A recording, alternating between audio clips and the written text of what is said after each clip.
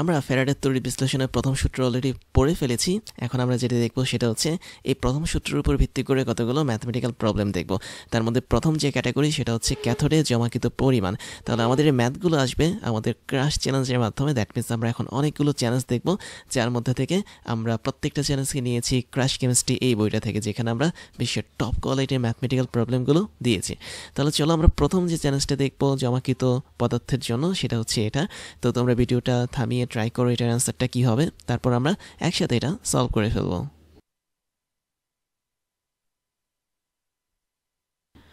I think তোমরা এটা already solve করতে পেরেছো। এখানে দেওয়া আছে কপার সালফেটের দ্রবণে 1 ঘন্টা ধরে যদি 5 অ্যাম্পিয়ার কারেন্ট প্রবাহিত করি তাহলে কি পরিমাণ কপার জমা হবে তড়িৎদ্বারে।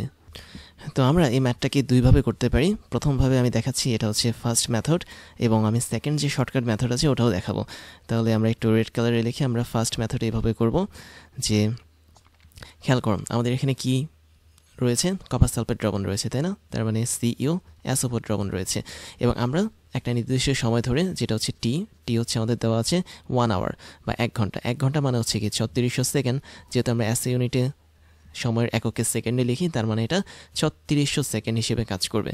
কি পরিমাণ কারেন্ট প্রবাহিত হচ্ছে, দ্যাট মিনস আই দেওয়া আছে, আই হচ্ছে আমাদের এখানে 5 অ্যাম্পিয়ার পরিমাণ কারেন্ট প্রবাহিত হচ্ছে। এখন আমাদের যেটা দরকার সেটা হচ্ছে কি পরিমাণ কপার জমা হয়েছে ক্যাথোডে সেটা বের করা, এবং জমাকৃত পরিমাণটাকে আমরা কি হিসেবে ধরি, অবশ্যই ডব্লিউ হিসেবে ধরি। তার মানে আমরা এখানে ডব্লিউর মানটা বের করব। তাহলে ডব্লিউ কত হবে সেটা বের করার জন্য আমরা কিন্তু একটা সূত্র জানি। সূত্রটা কি ছিল? সূত্রটা ছিল ডব্লিউ ইজ ইকুয়াল টু আমাদের সরাসরি ছিল জেড ইন্টু কিউ, যেখানে কিউ হচ্ছে চার্জের মান, অথবা আমি লিখতে পারি W is equal to Z into I into T, যেহেতু চার্জ মানে হচ্ছে কি আই ইন্টু টি।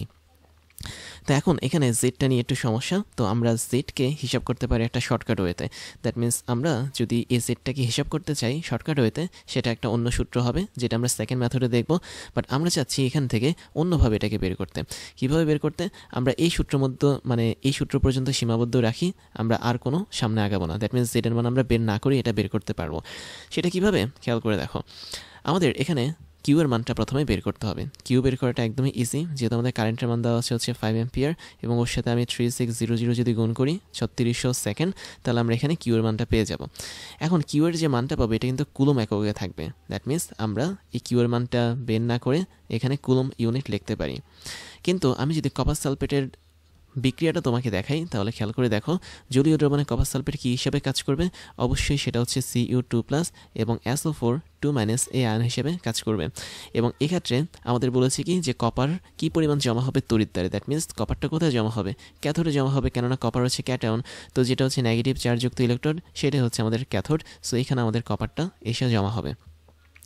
প্রথমে আমরা দেখব যে কপার সালফেটের তড়িৎ বিশ্লেষণে কীভাবে আসলে ঘটনাটা ঘটে। সো কপারটা যখন 2+ আয়ন হিসেবে ক্যাথোডের কাছে যাবে, তখন সে কিন্তু ইলেকট্রন গ্রহণ করে কপার সলিডে কনভার্ট হবে, এবং আমরা এই সলিড কপারের পরিমাণটা এখানে বের করব। কিন্তু সে কিন্তু মানে ক্যাথোডের কাছে গিয়ে 2টা ইলেকট্রন গ্রহণ করবে, এটা আমরা সবাই জানি। তো এই যে 2টা ইলেকট্রন সে গ্রহণ করলো, তার মানে এখানে তার চার্জের একটা আদান প্রদান ঘটলো। আমাদের যেহেতু কি পরিমাণ কপার জমা হয়েছে বের করতে হবে, তার মানে এটার ইউনিটটা গ্রাম অথবা কেজিতে হতে হবে। তো গ্রামে যদি আমি কনভার্ট করতে চাই কপারের পরিমাণটাকে, তাহলে আমি অবশ্যই বলতে পারি এখানে কপারের মোল কনসেপ্টটাকে নিয়ে আসতে হবে। তার মানে তুমি এখানে দেখতে পাচ্ছ আমরা এখানে কপারের জন্য মোল কনসেপ্টটা নিয়ে আসবো। দ্যাট মিনস 1 মোল পরিমাণ কপার আয়ন থেকে আমি যদি 1 মোল পরিমাণ কপারকে জমা করতে চাই, তাহলে আমাদের 2 মোল পরিমাণ ইলেকট্রন লাগবে। আর 2 মোল পরিমাণ ইলেকট্রন মানে হচ্ছে কি 2 ফ্যারাডে পরিমাণ আমাদের এখানে আধান দিতে হবে। এবং 1 মোল পরিমাণ কপারের যেই ওজন, বা ওজন না বলে ভর যদি বলি, তাহলে সেটা হবে হচ্ছে 63.5 গ্রাম। তার মানে এই পদ্ধতিতে আমরা মোল কনসেপ্টে ইউজ করব, যে 63.5 গ্রাম অথবা 1 মোল পরিমাণ কপারকে আমি যদি এই ক্যাথোডের মধ্যে জমা করতে চাই, তাহলে আমাকে অবশ্যই 2 মোল পরিমাণ ইলেকট্রনের দরকার হবে। আর 2 মোল পরিমাণ ইলেকট্রন মানে হচ্ছে কি 2 ফ্যারাডে পরিমাণ আমাকে চার্জ দিতে হবে। তাহলে এই 2 ফ্যারাডে পরিমাণ চার্জ দিতে হবে ব্যাটারির মাধ্যমে। তো তাই যদি হয়ে থাকে, তাহলে আমরা এখান থেকে হিসাব করতে পারি একটা জিনিস, সেটা হচ্ছে 2 ফ্যারাডে এটা কিন্তু চার্জের একক, বাট আমরা এখানে চার্জ দিয়েছি কতটুকু? এই কিউ পরিমাণ চার্জ দিয়েছি। তার মানে আমরা যদি এই চার্জটাকে কুলম্বে, মানে কুলম্ব থেকে যদি ফ্যারাডেতে কনভার্ট করতে চাই, তাহলে কি করতে হবে?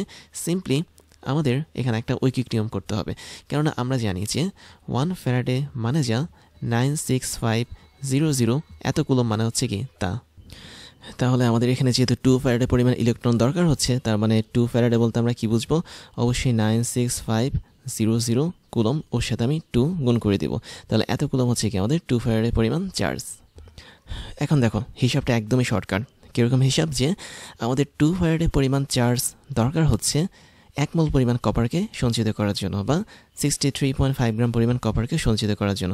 তা আমি লিখতে পারি 96500, না এটা না, আমি এখানে 2 ইন্টু দিই, অর্থাৎ 2 ফ্যারাডে মানে হচ্ছে কি 2 ইন্টু 96500 কুলম। তো এতটুকু পরিমাণ চার্জ দরকার হচ্ছে আমাদের 63.5 গ্রাম পরিমাণ কপারকে সঞ্চিত করার জন্য। সুতরাং 1 কুলম পরিমাণ চার্জের দরকার হবে আমাদের 63.5 ডিভাইড বাই 2 ইন্টু 96500 এত গ্রাম পরিমাণ কপারকে সঞ্চিত করার জন্য। বাট আমরা এখানে প্রশ্ন অনুসারে কত কুলম দিয়েছি, কিউ কুলম দিয়েছি। কিউ মানে হচ্ছে কি 5 ইন্টু 3600 এতটুকু কুলম। তাহলে এতটুকু কুলম পরিমাণ চার্জ যদি আমি অ্যাপ্লাই করি, তাহলে কি পরিমাণ কপার সঞ্চিত হবে, 63.5 ইন্টু উপরে বসবে 5 ইন্টু 3600, দ্যাট মিনস সরাসরি এটা হচ্ছে ঐকিক নিয়ম, আর নিচে হচ্ছে আমাদের 2 ইন্টু 96500 এত গ্রাম পরিমাণ কপার সঞ্চিত হবে। এখন এটাকে যদি তুমি হিসাব করো, তাহলে হিসাব করলে তুমি এক্সের যে অ্যান্সারটা পাবে তার মানটা হচ্ছে কত, আমি একটু হিসাব করে দেখছি। আমাদের এখানে সব কিছু কাটাকাটি গিয়ে থাকলো হচ্ছে 5.92 গ্রাম কপার। তার মানে এখানে থাকবে হচ্ছে 5.92 গ্রাম কপার। তো এটা আমি সিম্পলি করেছি এখান থেকে এই ইলেকট্রন সংখ্যাটাকে ইউজ করে। দ্যাট মিনস এখানে হচ্ছে 2 মোল ইলেকট্রন আছে, আর 2 মোল ইলেকট্রন মানে হচ্ছে 2 ফ্যারাডে পরিমাণ চার্জের উপস্থিতি, আর 2 ফ্যারাডে পরিমাণ চার্জ মানে হচ্ছে 96500 ইন্টু 2 কুলম। তো এটা হচ্ছে আমাদের ফার্স্ট মেথড, যেখানে আমরা ঐকিক নিয়ম ইউজ করেছি। বাট আমি যদি এখানে তোমাকে সেম ম্যাথটা দেখাই সেকেন্ড মেথডে, তাহলে সেটা হচ্ছে একদম শর্টকাট মেথড। সেক্ষেত্রে তোমাকে একটা সূত্র জানতে হবে, সেটা হচ্ছে তড়িৎ রাসায়নিক তুল্যাঙ্কের সূত্র। তো তড়িৎ রাসায়নিক তুল্যাঙ্ক বা জেড, যেটা এটা সূত্র আছে একটা, এটা সূত্র হচ্ছে সিম্পলি তুমি উপরে বসাবো হচ্ছে যেই পদার্থটা নিয়ে তুমি কাজ করবে, দ্যাট মিনস যে মেটালটাকে নিয়ে কাজ করবে, ওই মেটালের মোলার ম্যাস মানে হচ্ছে কি এম। দ্যাট মিনস আমরা এখানে কোনো একটা পদার্থকে যদি মোলে কনভার্ট করি, 1 মোলে, তার যে গ্রাম পরিমাণ ভর হবে সেটাকে আমরা উপরে রাখবো, আর নিচে রাখবো দুটো জিনিসকে। একটা হচ্ছে আমাদের ওই মেটাল বা ধাতুর আয়ন সংখ্যা, বা বলা যায় যোজনী সংখ্যা, ইন্টু ফ্যারাডে ধ্রুবক, দ্যাট মিনস এফ। তার মানে এটা হচ্ছে আমাদের জেডের মান, যে জেডটা আমরা এখানে বসিয়েছি। তো এই জেডের সাথে তুমি জাস্ট সিম্পলি এখন কিউটাকে গুণ করে দিলে অ্যান্সারটা হয়ে যাবে। এটা হচ্ছে শর্টকাট মেথড। তো শর্টকাট মেথডটা আমি একটু অন্য কালারে দেখাই। আমরা এখানে সরাসরি ডব্লিউ বের করতে পারি শর্টকাট মেথডে। তাহলে ডব্লিউ ইজ ইকুয়াল টু কি Z into Q according to this formula. তো এখানে আমরা জেডের মানটা বসাতে পারি M divide by N into F, আর কিউ এর মানটা বসাতে পারি আই ইন্টু টি, যেটার মান ছিল কত, নর্মালি 5 ইন্টু 3600 ছিল। তো আমি এখানে সরাসরি কিউ বসালাম। তো এখন যদি আমি হিসাব করি, তাহলে দেখো আমাদের এম এর যে মানটা সেটা আসছে 63.5, যেহেতু 1 মোল পরিমাণ কপারের মানে ভরটা হচ্ছে 63.5 গ্রাম, আর নিচে হচ্ছে এন মানে হচ্ছে কপার কয়টা আয়ন ছাড়ে, মানে কয়টা আয়নে কনভার্ট হয়, 2টা আয়নে কনভার্ট হয়, অথবা কপারের যোজনী হচ্ছে 2। তার মানে 2 আমি এখানে নেব, ইন্টু ফ্যারাডের ধ্রুবকে গুণ করবো, দ্যাট মিনস 96500, এটা হচ্ছে এফ এর মান বা 1 ফ্যারাডের মান, এটাকে আমি গুণ করব। এবং এই টোটালটার সাথে আমি গুণ করবো কিউকে। কিউ এর মানটা কত ছিল, কিউ এর মানটা ছিল 5 ইন্টু 3600।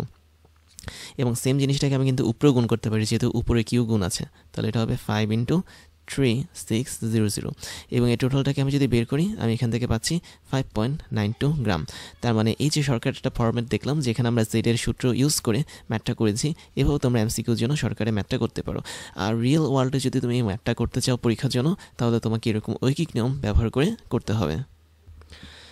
তারপরে আরও একটা চ্যালেঞ্জ দিচ্ছি তোমাদেরকে, সেটা হচ্ছে এটা। তো তোমরা ভিডিওটা পজ করে ট্রাই করো এটার অ্যান্সারটা কী হবে, তারপর একসাথে আমরা এটা সলভ করে ফেলবো। আই থিঙ্ক তোমরা সবাই এটা সলভ করতে পেরেছো। এটা কিন্তু আরও ইজি একটা ম্যাথ। এখানে দেওয়া হচ্ছে কপার সালফেট দ্রবণে 2 ফ্যারাডে পরিমাণ তড়িৎ যদি প্রবাহিত করি, তাহলে ক্যাথোডে কী পরিমাণ কপার জমা হবে।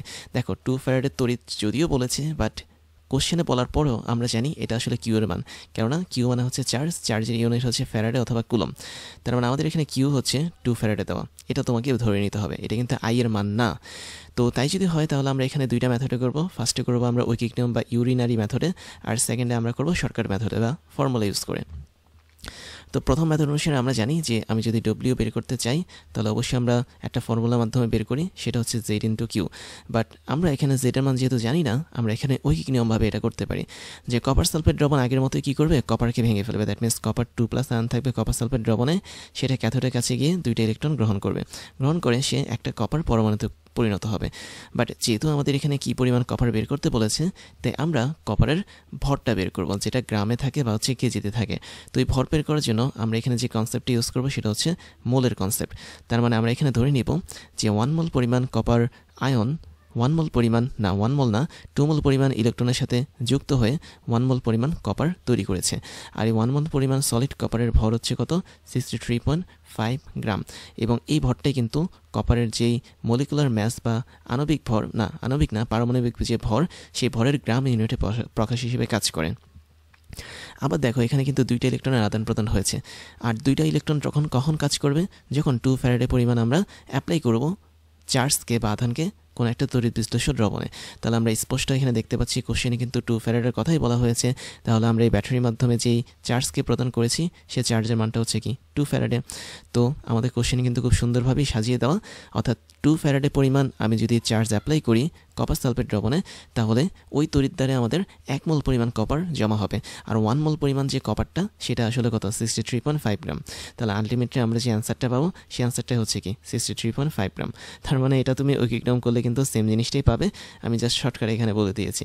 যেহেতু আমি এখানে দেখতেই পাচ্ছি স্পষ্ট 2 ফ্যারাডে পরিমাণ চার্জ আমার দরকার হচ্ছে, কেননা 2 মোল পরিমাণ ইলেকট্রন এখানে কাজে লাগছে, সেজন্য 2 ফ্যারাডের জন্য আমাদের এখানে শুধুমাত্র 1 মোল পরিমাণ কপার জমা হবে ক্যাথোডে, যার মান হচ্ছে কি 63.5 গ্রাম।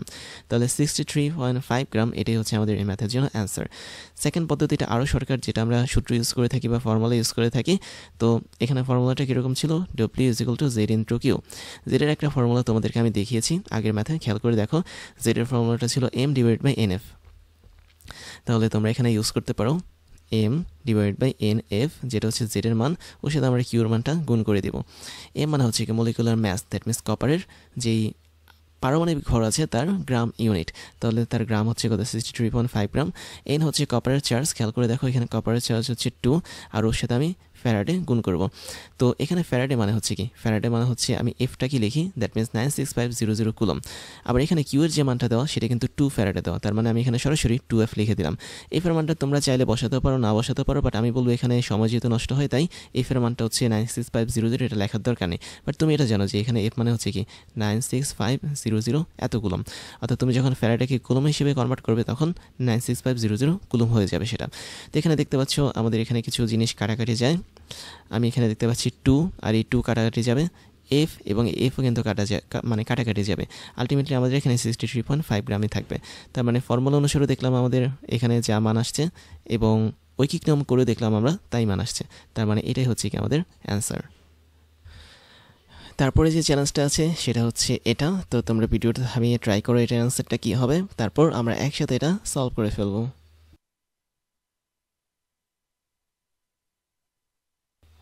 আই থিঙ্ক তোমরা সবাই এটা সলভ করতে পেরেছো। এখানে দেওয়া আছে NaCl এর জলীয় দ্রবণে কোনো নির্দিষ্ট পরিমাণ তড়িৎ চালনা করলে 284 গ্রাম ক্লোরিন গ্যাস উৎপন্ন হয়।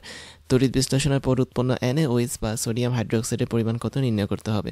তো খেয়াল করো এখানে আমি একটা ছোট্ট ছবি দেখিয়েছি তোমাদের ক্লিয়ার ভিজুয়ালাইজেশনের জন্য। তো আমি এখানে একটা অ্যানোড দেখতে পাচ্ছি, এখানে একটা ক্যাথোড দেখতে পাচ্ছি।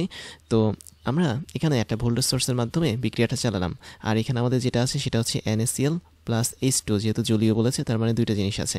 তো এখন দেখি যে তড়িৎ বিশ্লেষণ করলে কী ঘটে, যেটা তোমরা অলরেডি জানো।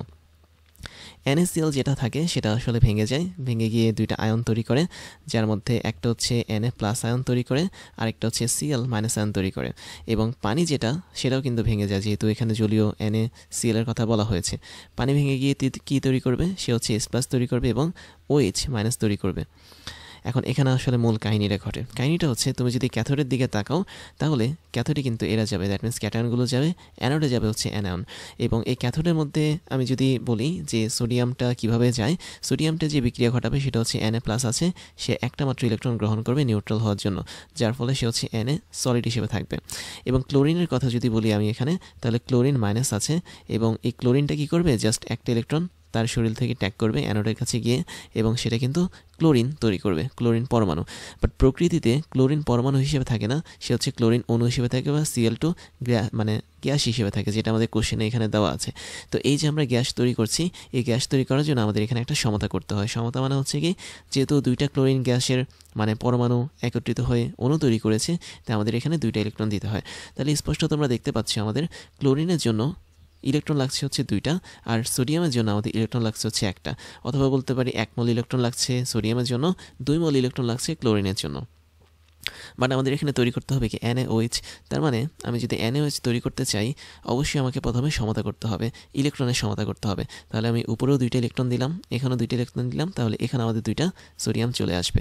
তো এখানে আমি কিন্তু তোমাদেরকে তড়িৎ বিশ্লেষণ পড়াচ্ছি না যে মানে সোডিয়াম আগে যাবে নাকি H+ আগে যাবে, কিংবা Cl আগে যাবে নাকি হচ্ছে OH- আগে যাবে। আমরা এখানে ম্যাথ করার জন্য জাস্ট বিক্রিয়াগুলো ভেঙে লিখছি, আর কিছু না। আমরা এখানে বের করবো না যে কোনটা আগে গিয়ে মানে জারিত হবে বা বিজারিত হবে, এমন কিছু আমরা বের করবো না। আমরা জাস্ট দেখলাম যে এখানে আমাদের 2টা মোল সোডিয়াম লাগছে, কারণ আমাদের এখানে 2 মোল সোডিয়ামের জন্য কিন্তু 2 মোল ইলেকট্রনের দরকার। তার মানে আমি কিন্তু পানির থেকেও বলতে পারি যে আমি যদি NaOH তৈরি করতে চাই, খেয়াল করে দেখো NaOH এর সংখ্যাটা হচ্ছে কি NaOH নর্মালি, তার মানে একটা Na এর সাথে একটা OH যুক্ত হয়েছে। কিন্তু আমি এখানে দেখতে পাচ্ছি সোডিয়াম কয়টা, 2টা মোল। তার মানে 2 মোল সোডিয়াম দরকার হয় 1 মোল পরিমাণ ক্লোরিন গ্যাস তৈরি করার জন্য। বা বলা যায় আমাদের 2 মোল পরিমাণ সোডিয়াম যখন ক্যাথোডে যায়, তখন 1 মোল পরিমাণ ক্লোরিন গ্যাসটা অ্যানোডে যায়। সেক্ষেত্রে আমি যদি 2 মোল পরিমাণ সোডিয়াম নিয়ে কাজ করি, তাহলে অবশ্যই আমাদের NaOH তৈরি হবে কয় মোল, 2 মোল পরিমাণ তৈরি হবে। তার মানে আমি স্পষ্ট দেখতে পেলাম যে 1 মোল পরিমাণ ক্লোরিন গ্যাস তৈরি করার জন্য আমাদের 2 মোল পরিমাণ NaOH উপজাত হিসেবে তৈরি হয়। তো এই ঘটনাটা তোমাদের মনে রাখতে হবে, কেননা আমাদের এখানে সোডিয়াম কিন্তু একা তৈরি হয়নি, দ্যাট মিনস 2 মোল সোডিয়াম তৈরি হয়েছে। আর 2 মোল সোডিয়াম অবশ্যই 2 মোল NaOH তৈরি করবে, কখনোই 1 মোল NaOH তৈরি করবে না। তাহলে এই লাইনটা আমরা কিভাবে লিখতে পারি যে 1 মোল পরিমাণ ক্লোরিন, আমি একটু সাজিয়ে যদি লিখি তাহলে এরকম হবে যে 1 মোল পরিমাণ ক্লোরিন গ্যাস এটা তৈরি হয়, এবং এই 1 মোল পরিমাণ ক্লোরিন গ্যাস তৈরি হওয়ার জন্য আমাদের যে পরিমাণ NaOH উপজাত হিসেবে তৈরি হয় তার পরিমাণ হচ্ছে 2 মোল। তার মানে 1 মোল পরিমাণ ক্লোরিন গ্যাসের ইকুইভ্যালেন্ট বা সমতুল্য হচ্ছে কি 2 মোল পরিমাণ NaOH। তো এটা তোমরা এখানে বিক্রিয়া থেকে জানলে, তো 2 মোল হবে এটা। সুতরাং আমাদের এখানে 1 মোল পরিমাণ ক্লোরিন গ্যাস কতটুকু, অবশ্যই আমরা 1 মোল পরিমাণ ক্লোরিন গ্যাস বলতে বুঝবো তার আণবিক ভরকে। যেহেতু ক্লোরিন গ্যাস হচ্ছে একটা অণু, তাহলে তার আণবিক ভর কত হবে। ক্লোরিন গ্যাসের মধ্যে 2টা ক্লোরিন পরমাণু থাকে, দ্যাট মিনস একটা Cl থাকে, একটা Cl থাকে। তো প্রত্যেকটা Cl পরমাণুর যে পারমাণবিক ভর ছিল সেটা ছিল কত, 35.5 গ্রাম, যেটা তোমরা জানো। তার মানে এই ক্লোরিনেরও পারমাণবিক ভর হবে কত, 35.5 গ্রাম। তাহলে এই দুটো 35.5 গ্রামকে আমি যখন যোগ করব, তখন তারা হয়ে যাবে 71 গ্রাম। তাহলে 1 মোল পরিমাণ ক্লোরিন গ্যাসের যেই ভর সেটা হচ্ছে 71 গ্রাম, এবং এই 71 গ্রামটা আমরা এখানে লিখতে পারি। তাহলে এই জায়গাটাতে বসবে 71 গ্রাম পরিমাণ ক্লোরিন গ্যাস, এবং এই 71 গ্রাম পরিমাণ ক্লোরিন গ্যাস মানে যা 2 মোল পরিমাণ NaOH মানে কি তা একই জিনিস। তো এখন আমি যদি এটাকে একটু হিসাব করি, তাহলে আমরা দেখব 2 মোল পরিমাণ NaOH এর ভর কত। আমরা NaOH এর ভরটা বের করি আগে। তো NaOH এটার আণবিক ভর যদি আমি বের করতে চাই, তাহলে সোডিয়ামের পারমাণবিক ভর হচ্ছে কত, 23 ছিল। তাহলে এখানে 23 বসবে, প্লাস অক্সিজেনের ছিল হচ্ছে খুব সম্ভবত 16 বসবে, আর এখানে হাইড্রোজেনের ছিল 1। তা আমি এখান থেকে যেটা বের করছি সেটা হচ্ছে সোডিয়াম হাইড্রোক্সাইডের আণবিক ভর, যেহেতু এটা একটা অণু। তো যোগ করলে তুমি দেখতে পাচ্ছ এখানে কত হয়, 40 হয়। তাহলে 40 হচ্ছে আমাদের এখানে কাহিনী। তাহলে 2 মোল NaOH মানে হচ্ছে 2 × 40 গ্রাম NaOH, কারণ আমরা এখানে কি করেছি, গ্রাম ইউনিটে বের করেছি আণবিক ভরটাকে। কেননা 1 মোল পরিমাণ NaOH মানে হচ্ছে কি 40 গ্রাম। তাহলে আমি এখানে লিখতে পারি 1 মোল পরিমাণ NaOH মানে হচ্ছে কি 40 গ্রাম। তাহলে 2 মোল মানে হচ্ছে কি 2 × 40 গ্রাম। তাহলে এই পরিমাণটা আমরা পেলাম, এবং ফাইনাল মোমেন্টে আমরা যেটা পাবো সেটা হচ্ছে কোশ্চেনে দেওয়া আছে 284 গ্রাম ক্লোরিন থেকে আমি কী পরিমাণ NaOH তৈরি করতে পারি। তার মানে যখন আমাদের 284 গ্রাম পরিমাণ ক্লোরিন গ্যাস তৈরি হবে, তখন কী পরিমাণ NaOH তৈরি হবে সেটা প্রশ্নে বের করতে বলা হয়েছে। তাহলে কী পরিমাণ তৈরি হবে, অ্যাকর্ডিং টু ইউরিনারি সিস্টেম বা ঐকিক নিয়ম আমরা উপরে লিখব হচ্ছে 2 × 40, আর এখানে আমরা নিচে যেটা করব সেটা হচ্ছে নিচে হচ্ছে একটা কাহিনী করতে হবে। সেটা হচ্ছে কি, আমি এখানে যদি 71 গ্রাম নিয়েছি, তো 71টাকে আমাকে অবশ্যই নিচে ভাগ করে দিতে হবে, আর উপরে বসবে 2 × 40 × 2 284, দ্যাট মিনস টোটালি এটা একটা ঐকিক নিয়ম। তো এত গ্রাম পরিমাণ NaOH। আর এটাকে যদি আমি এখন বের করি ক্যালকুলেটর ইউজ করে, তাহলে আমি পাচ্ছি 2 × 40 × 284 divide by 71 is equal to 320 gram. তাহলে আলটিমেটলি আমাদের এখানে অ্যান্সারটা হবে 320 গ্রাম পরিমাণ NaOH। তো এই ম্যাথের জন্য অ্যান্সার এটাই, যে যখন আমাদের অ্যানোডের মধ্যে 284 গ্রাম ক্লোরিন গ্যাস উৎপন্ন হবে, তখন সোডিয়ামটা হাইড্রোক্সাইডের সাথে যুক্ত হয়ে 320 গ্রাম পরিমাণ সোডিয়াম হাইড্রোক্সাইড তৈরি করবে। তারপরে তোমাদেরকে আরও একটা চ্যালেঞ্জ দিচ্ছি, সেটা হচ্ছে এটা। তো তোমরা ভিডিওটা থামিয়ে ট্রাই করো এটার অ্যান্সারটা কী হবে, তারপর একসাথে আমরা এটা সলভ করে ফেলবো।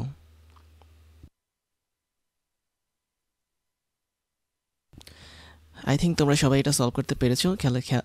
খেয়াল করে দেখো, এখানে দেওয়া আছে 4 মোলার NaCl এর একটা অ্যাকুয়াস বা জলীয় দ্রবণের 500 মিলিলিটার পরিমাণকে আমরা তড়িৎ বিশ্লেষণ করলাম। তো কত মোল পরিমাণ ক্লোরিন গ্যাস তৈরি হবে তড়িৎ তারে? ক্লোরিন গ্যাস কোথায় তৈরি হয়? অবশ্যই অ্যানোডে তৈরি হয়, তাই না? তো কত মোল তৈরি হবে সেটা আমরা এখন এখান থেকে বের করব। সিস্টেমটা হচ্ছে এরকম, দেখো আমাদের এখানে কিন্তু একটা মোলারিটি দেওয়া আছে, দ্যাট মিনস ঘনমাত্রা দেওয়া আছে। তো এই ঘনমাত্রাটা কত দেওয়া? আমাদের এই ঘনমাত্রাটা দেওয়া হচ্ছে মোটামুটি 4 মোলার। তাহলে ঘনমাত্রাকে আমরা আসলে n দিয়ে প্রকাশ করে থাকি এবং n এর মানটা আমাদের এখানে 4 দেওয়া। তো আচ্ছা, n না, আসলে ঘনমাত্রাকে আমরা বেসিক্যালি কি দিয়ে প্রকাশ করি? m দিয়ে প্রকাশ করি, বড় হাতের m দিয়ে প্রকাশ করি। এখন মোল সংখ্যা, ঘনমাত্রা এবং আয়তন, এই তিনটার মধ্যে একটা সম্পর্ক আছে। দ্যাট মিনস আমাদের এখানে ঘনমাত্রা হচ্ছে m, আয়তন হচ্ছে আমাদের এখানে ভি দেওয়া, এবং মূল সংখ্যা হচ্ছে আমাদের n দিয়ে আমরা প্রকাশ করি। সম্পর্কটা হচ্ছে এরকম যে কোনো একটা পদার্থের মূল সংখ্যা, দ্যাট মিনস n, এটার মানে হচ্ছে ওই পদার্থের ঘনমাত্রা ইন্টু ওই পদার্থের আয়তন বা ভলিউম। বাট এই যে এখানে ভলিউমটা থাকবে, এটা অবশ্যই লিটার এককে থাকবে, অন্য কোনো এককে থাকবে না। তাহলে আমরা এখানে NaCl এর যেটা বের করতে পারি সেটা হচ্ছে কত মোল বিক্রিয়া করেছে এখানে, সেটা বের করতে পারি। কেননা আমরা এখানে তড়িৎ বিশ্লেষ্য হিসেবে NaCl কে ইউজ করেছি, এবং এই NaClটা কত মোল ইউজ করেছি সেটা বের করাটা এখন দরকার। তাহলে আমি NaCl এর যদি n বের করতে চাই, তাহলে n এর মানটা কী হবে? অবশ্যই m × v। m মানে হচ্ছে কি 4 দেওয়া প্রশ্ন অনুসারে, আর ভি হচ্ছে কি আয়তন। তো আমি এখানে দেখতে পাচ্ছি 500 মিলিলিটার দেওয়া, আর 500 মিলিলিটারকে আমি যদি লিটারে কনভার্ট করতে চাই, তাহলে আমরা 1000 দ্বারা এটাকে ভাগ করব, কেননা 1 লিটার মানে হচ্ছে 1000 মিলিলিটার। তাহলে 1000 দ্বারা যদি আমি ভাগ করি, তাহলে এই টোটালটা আমাদের লিটার ইউনিটে চলে আসবে। তাহলে তাই করি আমরা, 4 × আমরা এখানে পাচ্ছি 1/2, তাহলে আলটিমেটলি আমরা এখানে পাবো হচ্ছে 2। তো আমরা এখানে n এর মানটা পেয়েছি 2, এবং এই 2টা কি নির্দেশ করে? মোল সংখ্যা নির্দেশ করে। তাহলে ফাইনালি আমি বুঝতে পারলাম আমাদের এখানে যে পরিমাণ NaCl কাজ করেছে সেটা আসলে 2 মোল পরিমাণ NaCl কাজ করেছে, এবং আমরা হিসাব করে এই 2 মোলটা বের করেছি। তাহলে এই 2 মোলটাই হচ্ছে কি আমাদের n এর মান।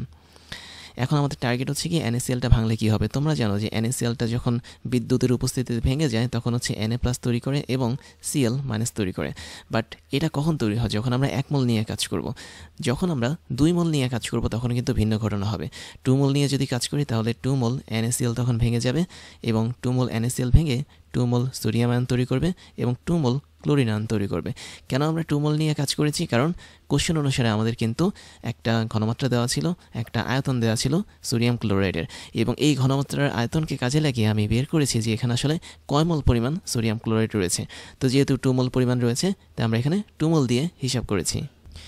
এরপর আমাদের টার্গেট হচ্ছে এই 2 মোল পরিমাণ সোডিয়াম ক্লোরাইড নিয়ে হিসাব করার পর কয় মোল পরিমাণ আমাদের ক্লোরিন গ্যাস তৈরি হবে। তাহলে দেখো ক্লোরিন আসলে কিভাবে তৈরি হয়। ক্লোরিন জলীয় দ্রবণে মাইনাস হিসেবে থাকে, তাই না? এবং এই ক্লোরিনটা যখন অ্যানোডের কাছে যায়, তখন সে ক্লোরিনে কনভার্ট হয়। কিভাবে? সে একটা ইলেকট্রন ছেড়ে দিয়ে ক্লোরিনে কনভার্ট হয়। বাট আমরা তো জানি যে প্রকৃতিতে ক্লোরিন কখনোই ক্লোরিন পরমাণু হিসেবে থাকে না, সে হচ্ছে ক্লোরিন গ্যাস বা অণু হিসেবে থাকে। তো যেহেতু সে অণু হিসেবে থাকে, তার মানে আমরা এখানে এই ক্লোরিনের 2 এর জন্য সমতা করতে পারি এখানে 2 দিয়ে, আবার এখানেও সমতা করতে পারি 2টা ইলেকট্রন দিয়ে। এবং আমি কিন্তু দ্রবণে দেখতে পাচ্ছি আমাদের এখানে 2টা মোল ক্লোরিন আয়ন যুক্ত ছিল। এর মানে হচ্ছে আমাদের বিক্রিয়া অনুসারে আমরা দেখতে পারি যে 2 মোল পরিমাণ ক্লোরিন আয়ন 1 মোল পরিমাণ ক্লোরিন গ্যাস তৈরি করে, কারণ আমাদের এখানে 1 ছিল। তো আমাদের কিন্তু কোশ্চেন অনুসারে দ্রবণে 2 মোল পরিমাণ ক্লোরিন থাকছে। আবার আমাদের হিসাব অনুসারে আমরা দেখছি 2 মোল পরিমাণ ক্লোরিন কিন্তু 1 মোল পরিমাণ ক্লোরিন গ্যাস তৈরি করতে পারে। তাহলে আমাদের এখানে যে অ্যান্সারটা হবে, সেই অ্যান্সারটা হচ্ছে 1 মোল পরিমাণ আসলে ক্লোরিন গ্যাস সে তৈরি করবে, Cl2 গ্যাস। তো এই 1 মোল পরিমাণ ক্লোরিন গ্যাসই হচ্ছে আমরা এখানে পাবো, এবং এটাই হচ্ছে আমাদের এই ম্যাথের জন্য অ্যান্সার। তাহলে বিষয়টা একদমই ইজি। তুমি প্রথমে মোল সংখ্যা বের করবে যে কত মোল NaCl-কে তুমি ভাঙছো, এবং আমি দেখতে পাচ্ছি 2 মোল NaCl-কে ভাঙলে আমরা 2 মোল পরিমাণ ক্লোরিন আয়ন পাবো। আবার 2 মোল পরিমাণ ক্লোরিন আয়ন কী করে, সে 2টা ইলেকট্রন ছেড়ে দেয় বা 2 মোল পরিমাণ ইলেকট্রন ছেড়ে দেয়। এগুলো কিন্তু মোলের হিসাব, দ্যাট মিনস এখানে 2 মোল, এখানে হচ্ছে 2 মোল। তাহলে 2 মোল পরিমাণ ক্লোরিন আয়ন যখন 2 মোল পরিমাণ ইলেকট্রনকে ছেড়ে দেয়, তখন সে কেবলমাত্র 1 মোল পরিমাণ ক্লোরিন গ্যাসকে তৈরি করতে পারে। তাহলে এই ম্যাথের মেইন অ্যান্সারই হচ্ছে কি 1 মোল পরিমাণ ক্লোরিন গ্যাস। এখন এটার মতো করে আমরা আরও একটা ম্যাথ দেখব, সেটা হচ্ছে এটা। তো তোমরা ভিডিওটা পজ করে ট্রাই করো এই ম্যাথের অ্যান্সারটা কী হবে, তারপর আমি এটা তোমাদেরকে করিয়ে দিচ্ছি। তাহলে দেখো এই ম্যাথটা কিন্তু সম্পূর্ণ আগের ম্যাথের মতোই ছিল, বাট এখানে একটা ছোট্ট লেজ যুক্ত। সেটা হচ্ছে যদি আমাদের তড়িৎদ্বারটা মার্কারি হয় তাহলে কি হবে। দ্যাট মিনস আমরা এই ছবির মধ্যে যে তড়িৎদ্বারটা দেখতে পাচ্ছি, ক্যাথোডটা হচ্ছে মার্কারির তড়ি এবং অ্যানোডটা হচ্ছে মার্কারির তড়ি, তখন কি হবে। যদি আমাদের মার্কারি তড়ির মার্কারি দিয়ে তৈরি করা বা পারদ দিয়ে তৈরি করা ইলেকট্রোড ব্যবহার করি NaCl-এর ক্ষেত্রে, তখন আমাদের একটা ঘটনা ঘটবে। ঘটনাটা হচ্ছে কি, ঘটনাটা হচ্ছে তোমার এই যে এখানে আমরা ক্যাথোডটা দেখতে পাচ্ছি, ক্যাথোডের কাছে যখন Na+ আসবে, তখন সেটা সাধারণত Na ধাতুতে কনভার্ট হবে, তাই না। এবং এই ধাতুতে কনভার্ট হওয়ার পর সেটা কিন্তু সরাসরি ক্যাথোডের সাথে যুক্ত হয়ে যাবে, কেননা ক্যাথোড হচ্ছে মার্কারির তৈরি, এবং মার্কারির মধ্যে সোডিয়ামকে যুক্ত করার প্রবণতা সবচেয়ে বেশি থাকে, এবং ওই মুহূর্তটাতে তার একটা যৌগ তৈরি করবে, সংকোচ যৌগ, সেটাকে বলা হয় সোডিয়াম অ্যামালগাম। তো এই সোডিয়াম অ্যামালগামকে আমরা বলতে পারি NaH মানে Hg, এই সংকেতের আমরা প্রকাশ করতে পারি। তাই যদি হয়ে থাকে তাহলে চলো আমরা আগের মধ্যে কী করবো, এখানে আয়নের মানটা বের করবো, আয়ন না মোলের মানটা বের করবো, কেননা আমাদের দেখতে হবে কত মোল NaCl এখানে বিক্রিয়া করেছে। তো আগের মতোই আমি এখানে মোলের সংখ্যাটা পাবো। তোমরা একটু আগে ম্যাথ করেছো, এখানে মোলের সংখ্যাটা হয়েছে 2। তোমরা যদি আগের ম্যাথটা দেখো তাহলে দেখতে পাচ্ছ এখানে 2 মোল পরিমাণ NaCl কিন্তু কাজ করেছে। তাহলে 1 মোল পরিমাণ NaCl যখন ভেঙে যায় তখন কি ঘটে সেটা তোমরা সবাই জানো। দ্যাট মিনস আমাদের এখানে NaCl যদি 1 মোল নেই, তাহলে সেটা ভেঙে গিয়ে 1 মোল পরিমাণ সোডিয়াম আয়ন তৈরি করবে এবং 1 মোল পরিমাণ ক্লোরিন আয়ন তৈরি করবে। বাট যখন আমরা 2 মোল পরিমাণ নিয়ে কাজ করব, যেটা আমাদের কোশ্চেন অনুসারে, তখন আমাদের 2 মোল পরিমাণ সোডিয়াম আয়ন কাজ করবে এবং 2 মোল পরিমাণ ক্লোরিন আয়ন কাজ করবে। এবং যখন আমাদের 1 মোল পরিমাণ সোডিয়াম আয়ন ক্যাথোডের কাছে যাবে, তখন কিন্তু সে একটা ইলেকট্রনই গ্রহণ করে সে হচ্ছে নর্মালি একটা 1 মোল সোডিয়াম ধাতুতে কনভার্ট হবে।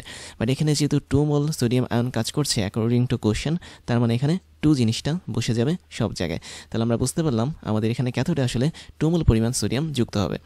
এখন ক্যাথোডটা হচ্ছে কি স্পেশাল ক্যাথোড, কেননা এখানে আমি দেখতে পাচ্ছি ক্যাথোডটা হচ্ছে পারদের তৈরি বা মার্কারির তৈরি।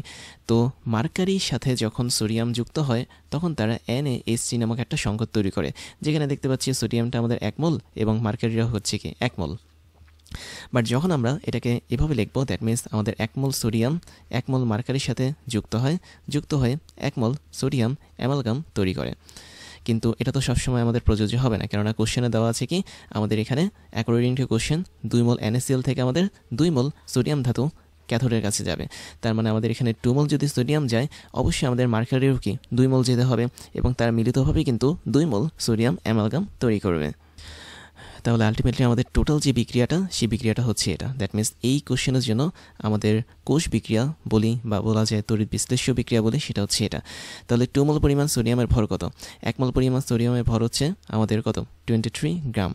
তাহলে তুমি যদি 1 মোল পরিমাণ সোডিয়াম নাও, তবে তার ভরটা পাবে 23 গ্রাম। আর তুমি যদি 1 মোল পরিমাণ মার্কারি নাও বা পারদকে যদি নাও, তাহলে তার ভরটা হবে 400 গ্রাম, যেটা তোমরা অলরেডি জানো। তো এই যে আমরা এখানে ভরগুলো দেখতে পাচ্ছি, এগুলো হচ্ছে পারমাণবিক ভরগুলোকেই আমরা সিম্পলি গ্রামে প্রকাশ করেছি, যেহেতু আমরা এখন মোল সংখ্যা নিয়ে কাজ করছি। তাহলে আমাদের যেহেতু এখানে 2 মোল, আমি একটু ছোট্ট করে লিখি, আমাদের এখানে 2 মোল সোডিয়াম 2 মোল মার্কারির সাথে যুক্ত হয়, এবং যুক্ত হয়ে তারা বিশেষভাবে 2 মোল সোডিয়াম অ্যামালগাম তৈরি করে। তাহলে 2 মোলের জন্য আমাদের ভর কত হবে 2 × 23 গ্রাম। তাহলে 2 × 23 গ্রাম ভরের সোডিয়ামের সাথে 2 × 400 গ্রাম ভরের সোডিয়াম মানে মার্কারিটা যুক্ত হবে, এবং তারা যুক্ত হয়ে 2 × 23 প্লাস হচ্ছে 400 না, এটা হচ্ছে 200 হবে, কেননা একটা মার্কারির ভর হচ্ছে 200 গ্রাম, 1 মোল মার্কারির ভর হচ্ছে এখানে 200 গ্রাম। আমি মনে হয় এখানে ভুল লিখেছি, এটা হচ্ছে 200 গ্রাম হবে। তো ওর সাথে আমি এখানে 200 যোগ করব, তো এত গ্রাম পরিমাণ সোডিয়াম অ্যামালগাম তৈরি করবে। তাহলে খুব সিম্পল একটা বিষয় যে 2 মোল পরিমাণ সোডিয়ামের ভর হচ্ছে 2 × 23 গ্রাম, আবার 2 মোল পরিমাণ মার্কারির ভর হচ্ছে 2 × 200 গ্রাম, আর 2 মোল পরিমাণ সোডিয়াম অ্যামালগাম, এটার ভর হচ্ছে 2 × 23 + 200 এটা। তো এখান থেকে আমরা যে অ্যান্সারটা পাবো সেটা হচ্ছে আমাদের এই ম্যাথের জন্য অ্যান্সার। তো এখানে কত হয় 23 + 200, তার মানে 223, আর 223 দুগুণা হচ্ছে 446, তাহলে 446 গ্রাম আমরা সোডিয়াম অ্যামালগাম পাবো। তাহলে এই ম্যাথের জন্য যে অ্যান্সারটা সেটা হচ্ছে 446 গ্রাম। তাহলে কনসেপ্ট একদমই সহজ। আমরা যেটা করেছি সেটা প্রথমে হচ্ছে আমরা মূল সংখ্যা বের করেছি, এবং এই মূল সংখ্যা অনুসারে আমরা দেখতে পাচ্ছি যে NaCl এর 2 মোল এখানে কাজ করে। 2 মোল NaCl থেকে আমরা অবশ্যই 2 মোল সোডিয়ামকে পাবো, দ্যাট মিনস সোডিয়াম আয়নকে পাবো। ওই 2 মোল সোডিয়াম আয়ন 2 মোল পরিমাণ ইলেকট্রনকে যুক্ত করবে তার সাথে ক্যাথোডে গিয়ে, এবং সেই ক্যাথোডে 2 মোল পরিমাণ সোডিয়াম ধাতু হিসেবে পরিণত হবে। আবার 1 মোল পরিমাণ সোডিয়াম খুব সহজেই 1 মোল পরিমাণ সোডিয়াম মানে মার্কারির সাথে যুক্ত হয়। দ্যাট মিনস আমি যদি তোমাকে বলি 1 মোল পরিমাণ সোডিয়াম সহজেই 1 মোল পরিমাণ মার্কারির সাথে যুক্ত হয়ে 1 মোল পরিমাণ সোডিয়াম অ্যামালগাম তৈরি করে। বাট যেহেতু আমাদের এখানে 2 মোল পরিমাণ সোডিয়াম চলে এসেছে, তাই তারা 2 মোল পরিমাণ মার্কারির সাথে যুক্ত হবে এবং 2 মোল পরিমাণ সোডিয়াম অ্যামালগাম তৈরি করবে। তো ফাইনালি আমরা এই মোলগুলো জাস্ট ভরের মাধ্যমে বের করেছি উত্তরটা, যে 1 মোলের পরিমাণ কত, এবং তারপরে ক্যালকুলেশন করে পেলাম 446 গ্রাম। তো এটা হচ্ছে আমাদের এই ম্যাথের জন্য অ্যান্সার। তারপরে তোমাদেরকে আরও একটা চ্যালেঞ্জ দিচ্ছি, সেটা হচ্ছে এটা, তোমরা ভিডিওটা থামিয়ে ট্রাই করো এটার অ্যান্সারটা কী হবে, তারপর একসাথে আমরা এটা সলভ করে ফেলবো। আই থিঙ্ক তোমরা সবাই এটা সলভ করতে পেরেছো। এখানে দেওয়া হচ্ছে কোনো নির্দিষ্ট পরিমাণ তড়িৎ বা কারেন্ট 1 সেকেন্ড সময়ে জাস্ট এতটুকু গ্রামের হাইড্রোজেন গ্যাসকে মুক্ত করে, এবং একই পরিমাণ তড়িৎ যদি একই পরিমাণ সময় আমরা অ্যাপ্লাই করি তাহলে সে কত গ্রাম পরিমাণ অক্সিজেন গ্যাসকে মুক্ত করবে। তার মানে আমরা এখানে হাইড্রোজেন এবং অক্সিজেন গ্যাসকে মুক্ত করছি অ্যানোডের মধ্যে, তাই না? কেননা গ্যাসগুলো কিন্তু অ্যানোডে কাজ করে, এবং কোন তড়িৎ বিশ্লেষণ ইউজ করে আমরা হাইড্রোজেন গ্যাসকে মুক্ত করছি বা অক্সিজেন গ্যাসকে মুক্ত করছি সেটা আমাদের এখানে জানার কোনো প্রয়োজন নেই। আমরা জাস্ট বিক্রিয়াগুলো দেখব। যেমন আমরা এখানে হাইড্রোজেন গ্যাসকে মুক্ত করছি নির্দিষ্ট পরিমাণ তড়িৎ অ্যাপ্লাই করে। তাহলে হাইড্রোজেন গ্যাস মুক্ত করা মানে হচ্ছে কি আমাদের ফাইনাল ডেস্টিনেশন হচ্ছে হাইড্রোজেন গ্যাস পাবো আমরা। তাহলে এটা হচ্ছে আমাদের ফাইনাল ডেস্টিনেশন। এখন হাইড্রোজেন গ্যাস কীভাবে পাওয়া যায়? আমরা হাইড্রোজেন প্লাস আয়ন সম্পর্কে জানি, এবং এই আয়নটা যখন একটা ইলেকট্রন গ্রহণ করবে তখন সে কিন্তু নর্মালি হাইড্রোজেন পরমাণুতে কনভার্ট হবে। বাট যেহেতু আমাদের প্রকৃতিতে হাইড্রোজেন গ্যাস কাজ করে, তাই আমাদের এখানে সমতার জন্য 2 ইউজ করতে হবে। দ্যাট মিনস 2 পাশে আমাদের 2 ইউজ করতে হবে। তো এটা হচ্ছে আমাদের হাইড্রোজেন গ্যাস মুক্ত হওয়ার একটা বিক্রিয়া। একইভাবে আমি যদি অক্সিজেন গ্যাস মুক্ত হওয়ার বিক্রিয়াটা ভিন্ন কালারে দেখাই, যে আমাদের ফাইনাল ডেস্টিনেশনটা হচ্ছে কি অক্সিজেন গ্যাস পাবো আমরা, তার মানে O2 গ্যাস আমরা পাবো।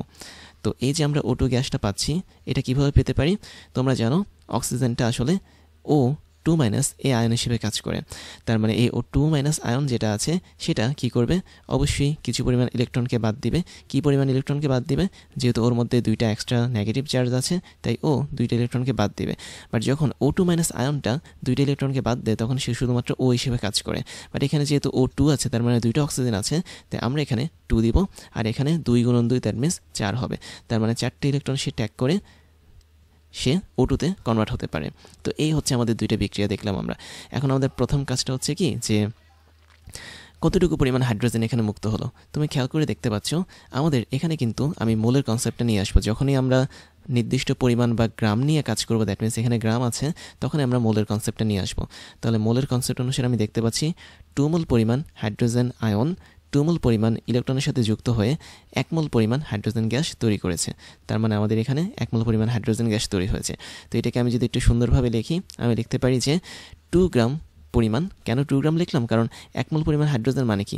অবশ্যই এখানে 2টা হাইড্রোজেনের পরমাণু রয়েছে, তাই একটা হাইড্রোজেন পরমাণুর পারমাণবিক ভর হচ্ছে 1 গ্রাম, তাই 2 মানে 1 মোল হাইড্রোজেন অণুর পারমাণবিক ভর হচ্ছে কত? 2 গ্রাম হবে। তার মানে 1 মোল পরিমাণ হাইড্রোজেন অণু যেটা, সেটা কিন্তু 2 গ্রামের।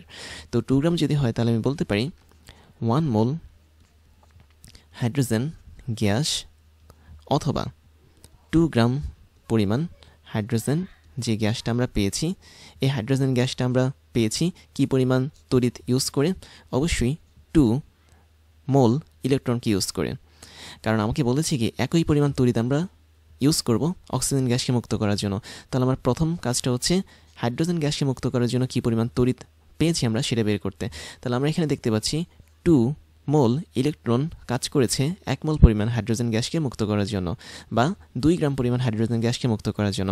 আর 2 মোল পরিমাণ ইলেকট্রন মানে হচ্ছে কি অবশ্যই 2 ফ্যারাডে, যেটা তোমরা অলরেডি জানো। তার মানে আমরা যখন ব্যাটারির মাধ্যমে 2 ফ্যারাডে অ্যাপ্লাই করব তখন 2 মোল ইলেকট্রন আদান প্রদান হবে তড়িৎ বিশ্লেষণের মাধ্যমে। তো এখানে আমরা বলতে পারি 2 ফ্যারাডে পরিমাণ আমরা তড়িৎ ইউজ করেছি, অথবা আমরা এটাকে বলতে পারি 2 × 96500 কুলম এই পরিমাণ চার্জ বা তড়িৎ আমরা অ্যাপ্লাই করেছি। বাট আমরা এখানে কিন্তু 1 মোল নিয়ে কাজ করছি না, বা বলা যায় 2 গ্রাম নিয়ে কাজ করছি না, আমরা কাজ করছি কত গ্রাম নিয়ে? 0.675 গ্রাম নিয়ে। তার মানে তুমি এখানে সরাসরি 0.675 গ্রাম হাইড্রোজেন গ্যাস নিয়ে কাজ করবে। তাহলে এত গ্রাম যদি আমি হাইড্রোজেন গ্যাস উৎপন্ন করতে চাই, তাহলে আমাকে অবশ্যই কতটুকু পরিমাণ আধান বা বিদ্যুৎ দরকার হবে সেটা আমরা এখন ঐকিক নিয়ম করে বের করব। তাহলে ঐকিক নিয়ম করার জন্য আমরা উপরে কি দিব? আমরা উপরে 2 × 96500 যে কুলমটা আছে সেটা দিব, এবং ওর সাথে আমরা এক্সট্রা গুণ করব 0.675কে, যেটা অ্যাকর্ডিং টু আওয়ার ঐকিক নিয়ম। এবং নিচে আমরা ভাগ করব কাকে? এই যে এখানে 2 বসেছিল 2 গ্রাম, এই 2 দিয়ে এটাকে ভাগ করে দেব। তো আমরা এখান থেকে যেটা পাবো সেটা হচ্ছে, আমি যদি গুণ করি তাহলে গুণ করলে আমি পাচ্ছি, এখানে 2 উপরে নিচে কাটা যাবে, এটা হচ্ছে 65, তারপর হচ্ছে 137.5 কুলম পাবো আমরা, অর্থাৎ ক্যালকুলেটরে হিসাব করলে 65137.5 কুলম পাবো আমরা। তাহলে এই পরিমাণ চার্জ কিন্তু আমরা এখন ইউজ করব অক্সিজেন গ্যাসকে মুক্ত করার জন্য। তাহলে অক্সিজেন গ্যাসের ক্ষেত্রে দেখো আমাদের এখানে কিন্তু 4টা মোল, দ্যাট মিনস আমি এখানে আবারও মোলের কনসেপ্টটা নিয়ে আসলাম। তো 2 মোল পরিমাণ অক্সিজেন আয়নকে আমি যদি 4 মোল পরিমাণ ইলেকট্রনের মাধ্যমে বের করে আনতে পারি, তাহলে সেটা কেবলমাত্র 1 মোল পরিমাণ অক্সিজেন গ্যাস তৈরি করবে। এবং এই যে এখানে আমি দেখতে পাচ্ছি হিসাবের মধ্যে 1 মোল পরিমাণ অক্সিজেন গ্যাস, এই 1 মোল পরিমাণ অক্সিজেন গ্যাসের কিন্তু একটা নির্দিষ্ট ভর থাকে, যেটা হচ্ছে তার আণবিক ভর। এবং আণবিক ভর কত? আণবিক ভর হচ্ছে তোমরা সবাই জানো 32 গ্রাম, কেননা 1 মোল পরিমাণ অক্সিজেন পরমাণুর ভর হচ্ছে 16 গ্রাম, আর এখানে 1 মোল পরিমাণ অক্সিজেন অণুর ভর হচ্ছে 32 গ্রাম। তাহলে এই 32 গ্রাম পরিমাণ অক্সিজেন আমরা পাচ্ছি কখন? যখন আমরা 4 ইলেকট্রন বা 4 মোল ইলেকট্রন নিয়ে কাজ করব। তার মানে এটা হচ্ছে আমাদের 2 মোল, এটা হচ্ছে আমাদের 2 মোল, এবং ওটা হচ্ছে আমাদের 1 মোল। এখন 4 মোল পরিমাণ ইলেকট্রন মানে হচ্ছে কি? মানে হচ্ছে 4 ফ্যারাডে পরিমাণ ব্যাটারির মাধ্যমে আমরা আধান ইউজ করব। তাহলে 4 ফ্যারাডে পরিমাণ আধান যদি আমরা ইউজ করি কোনো একটা তড়িৎ বিশ্লেষণে, তখন আমরা তার অ্যানোডের মধ্যে 32 গ্রাম পরিমাণ অক্সিজেন গ্যাস পাবো।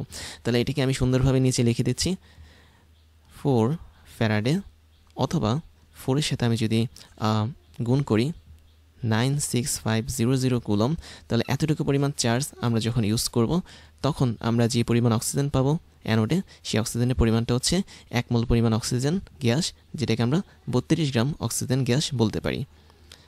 এটা আমরা এইমাত্র আমি বললাম তোমাদেরকে। তাহলে 32 গ্রাম অক্সিজেনকে মুক্ত করতে হলে আমাকে 4 × 96500 কুলম এই পরিমাণ চার্জ দরকার হবে অ্যাকর্ডিং টু দিস রিয়াকশন, তার মানে এই বিক্রিয়া অনুসারে। তাই যদি হয়ে থাকে তাহলে আমাদের কিন্তু বিদ্যুৎ কতটুকু দিতে হবে? ওই একই পরিমাণ বিদ্যুৎ দিতে হবে যে বিদ্যুৎটা আমরা এইমাত্র এখানে বের করেছি। তাহলে আমাদের বিদ্যুৎটা হবে কত? আমাদের বিদ্যুৎটা হবে হচ্ছে, এখন বিদ্যুৎ মানে হচ্ছে চার্জ, এখানে চার্জটা আমি ইউজ করব 65137.5 কুলম, কেননা এই কুলম চার্জটা আমাদের এখন অ্যাপ্লাই করতে হবে। অ্যাপ্লাই করলে আমরা ঐকিক নিয়ম করতে পারি, 32 উপরে বসবে, এবং ওর সাথে আমি গুণ করব 65, তারপর হচ্ছে 137.5, টোটালটা উপরে বসবে লব হিসেবে, আর হর হিসেবে বসবে হচ্ছে 4 × 96500 এই জিনিসটা। তাহলে এত গ্রাম পরিমাণ আমরা অক্সিজেন গ্যাস পাবো যদি আমরা প্রশ্ন অনুসারে অতটুকু পরিমাণ কারেন্ট অ্যাপ্লাই করি। তাহলে এই অক্সিজেনের পরিমাণটা এখন হবে, আমি ক্যালকুলেটরে হিসাব করে দেখছি, 32 × 65137.5 ভাগ হচ্ছে 4 × এত, এবং এটার ক্যালকুলেশনটা আসছে হচ্ছে 5.40 গ্রাম পরিমাণ অক্সিজেন গ্যাস। তাহলে এই পরিমাণ অক্সিজেন গ্যাস আমি পাবো যদি আমি এই একই পরিমাণ তড়িৎ অ্যাপ্লাই করি দ্বিতীয় ক্ষেত্রে। তো এটাই হচ্ছে আমাদের অ্যান্সার। তার মানে আমরা এখানে যেটা করেছি, খেয়াল করে দেখো, আমরা প্রথমে কি করেছি? হাইড্রোজেন গ্যাস মুক্ত করতে যে পরিমাণ তড়িৎ দরকার হয় বা চার্জের দরকার হয়, সেই চার্জটা আমরা এখান থেকে বের করেছি, আমি স্টার দিয়ে দিলাম। এখন আমরা বিক্রিয়া দেখেছি অক্সিজেনের ক্ষেত্রে, এখানে আমি দেখতে পাচ্ছি 4 ফ্যারাডে পরিমাণ চার্জের দরকার হয় জাস্ট 1 মোল পরিমাণ অক্সিজেন গ্যাসকে অ্যানোডে মুক্ত করার জন্য, যেটা হচ্ছে 32 গ্রাম পরিমাণ অক্সিজেন। তার মানে 32 গ্রাম পরিমাণ অক্সিজেন মানে হচ্ছে কি 1 মোল অক্সিজেন গ্যাসের ভর।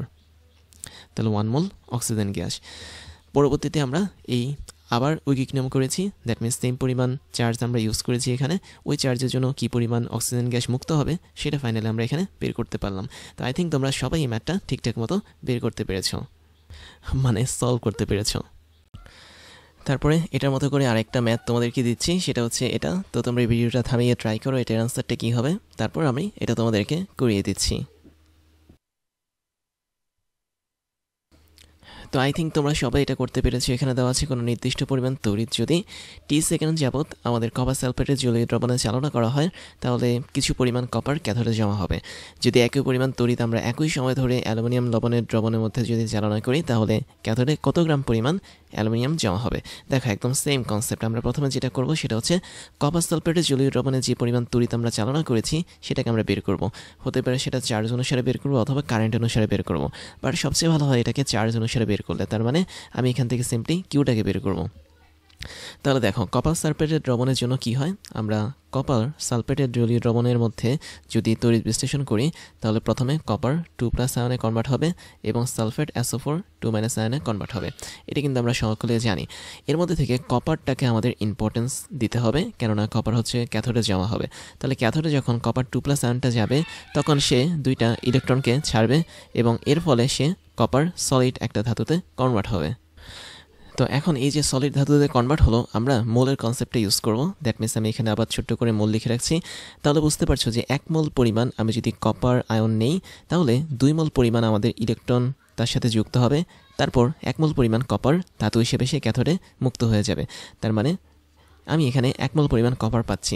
তাহলে 1 মোল পরিমাণ কপারের জন্য আমাদের 2 মোল পরিমাণ ইলেকট্রনের দরকার।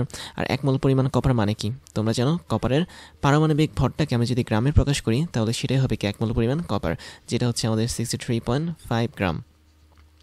তাহলে ক্যাথোডে যদি আমি 63.5 গ্রাম পরিমাণ কপার জমা করতে পারি সেজন্য আমাদের 2 মোল ইলেকট্রনের দরকার। আর 2 মোল ইলেকট্রনের জন্য আমরা ব্যাটারির মাধ্যমে 2 ফ্যারাডে চার্জ অ্যাপ্লাই করব। তার মানে 2 ফ্যারাডে চার্জ হচ্ছে সেই পরিমাণ চার্জ যেটা আমাদেরকে ক্যাথোডের মধ্যে 63.5 গ্রাম কপার জমা করতে সাহায্য করবে। তাহলে এখন তাই যদি হয় তাহলে আমরা এখান থেকে কি পরিমাণ তড়িৎ নিব বা কি পরিমাণ আধান আমরা এখানে পাবো সেটা বের করব। সেটা বের করার জন্য আমরা এখানে স্পষ্ট দেখতে পাচ্ছি যে যদি আমি টৈকিক নিয়মের মতো করি দ্যাট মিনস 63.5 গ্রাম পরিমাণ আমরা কপার পাচ্ছি কিসের থেকে, মানে 63.5 গ্রাম পরিমাণ কপার আমরা সঞ্চয় করতে পারছি 2 ফ্যারাডে পরিমাণ চার্জকে ইউজ করে। সুতরাং 1 গ্রাম পরিমাণ কপারকে আমি যদি সঞ্চয় করতে চাই তাহলে আমাকে দরকার হবে 2 ফ্যারাডে পরিমাণ চার্জ ভাগ হচ্ছে 63.5 গ্রাম পরিমাণ কপার। দ্যাট মিনস এভাবে হবে। আর আমাদের কোশ্চেনে দেওয়া আছে কতটুকু কপার আমরা জমা করব, 1.5875 গ্রাম। তার মানে 1.5875 গ্রাম এতটুকু পরিমাণ যদি কপার আমি জমা করতে চাই তাহলে আমাকে অবশ্যই 1.5875 ইন্টু 2 ফ্যারাডে ডিভাইড বাই আমাদের এই মানটা দিতে হবে, দ্যাট মিনস 63.5 এই মানটা দিতে হবে। তো এত পরিমাণ বা এত ফ্যারাডে আমরা এখন আধান পাবো। তো খেয়াল করে দেখো আমাদের এখানে কিন্তু মানগুলো কাটা যাবে, বাট এফ বা ফ্যারাডে এটা কিন্তু থাকবে। তার মানে আমরা যদি এগুলো হিসাব করি মান অনুসারে এবং এফটাকে যদি আমি অক্ষত রাখি তাহলে এখান থেকে আমি দেখতে পাচ্ছি 0.05 পাওয়া যাবে। তাহলে 0.05 ফ্যারাডে হচ্ছে সেই পরিমাণ তড়িৎ বা আধান যেটা আমরা অ্যাপ্লাই করেছি কপার সালফেট দ্রবণে, যার জন্য সে হচ্ছে 1.5875 গ্রাম কপার জমা করেছে ক্যাথোডে। তো এটা হচ্ছে আগের ম্যাথের মতোই আগের অংশ, মানে প্রথম অংশ। এখন আমরা যেটা পেয়েছি সেটা হচ্ছে এই যে এই জিনিসটাকে পেয়েছি। এখন এটাকে কাজে লাগাবো। কোথায় কাজে লাগাবো? অ্যালুমিনিয়ামের লবণে কাজে লাগাবো। এখন অ্যালুমিনিয়ামের লবণ বলতে আমরা কি বুঝি? অ্যালুমিনিয়ামের যে কোনো লবণ হতে পারে, এটা অ্যালুমিনিয়াম সালফেট হতে পারে, অ্যালুমিনিয়াম ক্লোরাইড হতে পারে, তোমার ইচ্ছে তুমি যেটা খুশি ধরে নাও। বাট আমরা যেটা জানি সেটা হচ্ছে অ্যালুমিনিয়াম সাধারণত জলীয় দ্রবণে 3+ আয়ন নিয়ে থাকে এবং এটা যখন ক্যাথোডের কাছে যাবে তখন সেটা সাধারণত অ্যালুমিনিয়াম সলিডে কনভার্ট হবে বা কঠিন অ্যালুমিনিয়ামে কনভার্ট হবে। তো এর জন্য ক্যাথোডে গিয়ে সে কী করবে? অবশ্যই সে 3টে ইলেকট্রন রিসিভ করবে। এবং খেয়াল করে দেখো সে যেহেতু 3টে ইলেকট্রন রিসিভ করছে, আমি যদি আবারও এটাকে মোল কনসেপ্টে নিয়ে আসি তাহলে তুমি দেখতে পাচ্ছ 1 মোল পরিমাণ অ্যালুমিনিয়াম আয়ন 3 মোল পরিমাণ ইলেকট্রনকে রিসিভ করে, যার ফলে 1 মোল পরিমাণ অ্যালুমিনিয়াম সলিড পদার্থ ক্যাথোডে তৈরি হয়। তাহলে আমি 1 মোল পরিমাণ ইলেকট্রনের মানে 1 মোল পরিমাণ অ্যালুমিনিয়ামের কথা যদি বলি তাহলে সেটা হচ্ছে অ্যালুমিনিয়ামের পারমাণবিক ভরের গ্রাম একক। দ্যাট মিনস পারমাণবিক ভর হচ্ছে 27, ওর সাথে আমি গ্রাম যুক্ত করে দিলে 1 মোল পরিমাণ অ্যালুমিনিয়ামের পরিমাণ পাবো। তো এখানে দেখতে পাচ্ছি আমি 3 মোল পরিমাণ ইলেকট্রন নিয়ে এই কাজটা করছি। 3 মোল পরিমাণ ইলেকট্রনের জন্য আমাকে অবশ্যই 3 ফ্যারাডে পরিমাণ চার্জ অ্যাপ্লাই করতে হবে ওই সলিউশনে বা ওই দ্রবণে। তাহলে এখান থেকে আমরা লিখতে পারি, আমরা কীভাবে সাজিয়ে লিখতে পারি যে 3 ফ্যারাডে পরিমাণ আমরা চার্জ ইউজ করেছি, যার ফলে আমরা ওই অ্যালুমিনিয়ামের দ্রবণের যে ক্যাথোডটা আছে সেখানে 27 গ্রাম পরিমাণ অ্যালুমিনিয়ামকে জমা করতে পেরেছি। তাহলে 27 গ্রাম অ্যালুমিনিয়াম বা 1 মোল পরিমাণ অ্যালুমিনিয়ামকে জমা করার জন্য 3 ফ্যারাডে পরিমাণ চার্জের আমার দরকার হয়। তাহলে আমি যদি উইকিক নিয়ম করি তাহলে 1 ফ্যারাডে পরিমাণ যদি আমি চার্জ অ্যাপ্লাই করি তাহলে অবশ্যই 27/3 এত গ্রাম পরিমাণ অ্যালুমিনিয়াম জমা হবে। বাট আমাদের এখানে কতটুকু চার্জ নিতে হবে, আগের যেই পার্টটা আছে সেখানে আমি দেখতে পাচ্ছি 0.05 ফ্যারাডে পরিমাণ চার্জ নিতে হবে। তাহলে এই জিনিসটা এখন এখানে লিখবো 0.05 ফ্যারাডে। তাহলে এতটুকু ফ্যারাডে যদি আমি চার্জ অ্যাপ্লাই করি তাহলে আমরা যেতটুকু অ্যালুমিনিয়াম পাবো সেটা হচ্ছে 27 × 0.05/3। তো এত গ্রাম আমাদের অ্যালুমিনিয়ামটা জমা পড়বে। তো তাই যদি হয়ে থাকে এই অ্যালুমিনিয়ামটা জমা পড়ার পর আমি যদি এটাকে হিসাব করি তাহলে আমি পাচ্ছি 0.45 গ্রাম। তাহলে 0.45 গ্রাম আমরা অ্যালুমিনিয়াম ধাতু জমা করতে পারবো ওই ক্যাথোডে যদি আমরা সেম পরিমাণ তড়িৎ বা সেম পরিমাণ আধান অ্যাপ্লাই করি এই তড়িৎদ্বারের মধ্যে। তো এটা হচ্ছে আমাদের ম্যাথ, ঠিক আগের ম্যাথের মতোই। তার মানে এখানে আমরা দুইটা পার্টে ম্যাথ করলাম এবং দুইটা পার্টেই কিন্তু আমাদের ফ্যারাডের প্রথম সূত্রটা আমরা ইউজ করেছি। এটা যদি হয়ে থাকে তাহলে চলো তারপর একটা মজার ম্যাথ আছে, তো এটা তোমরা ট্রাই করার জন্য ভিডিওটা পজ করে তারপর আমি তোমাদেরকে এটা এখন একসাথে বসে করে দিব।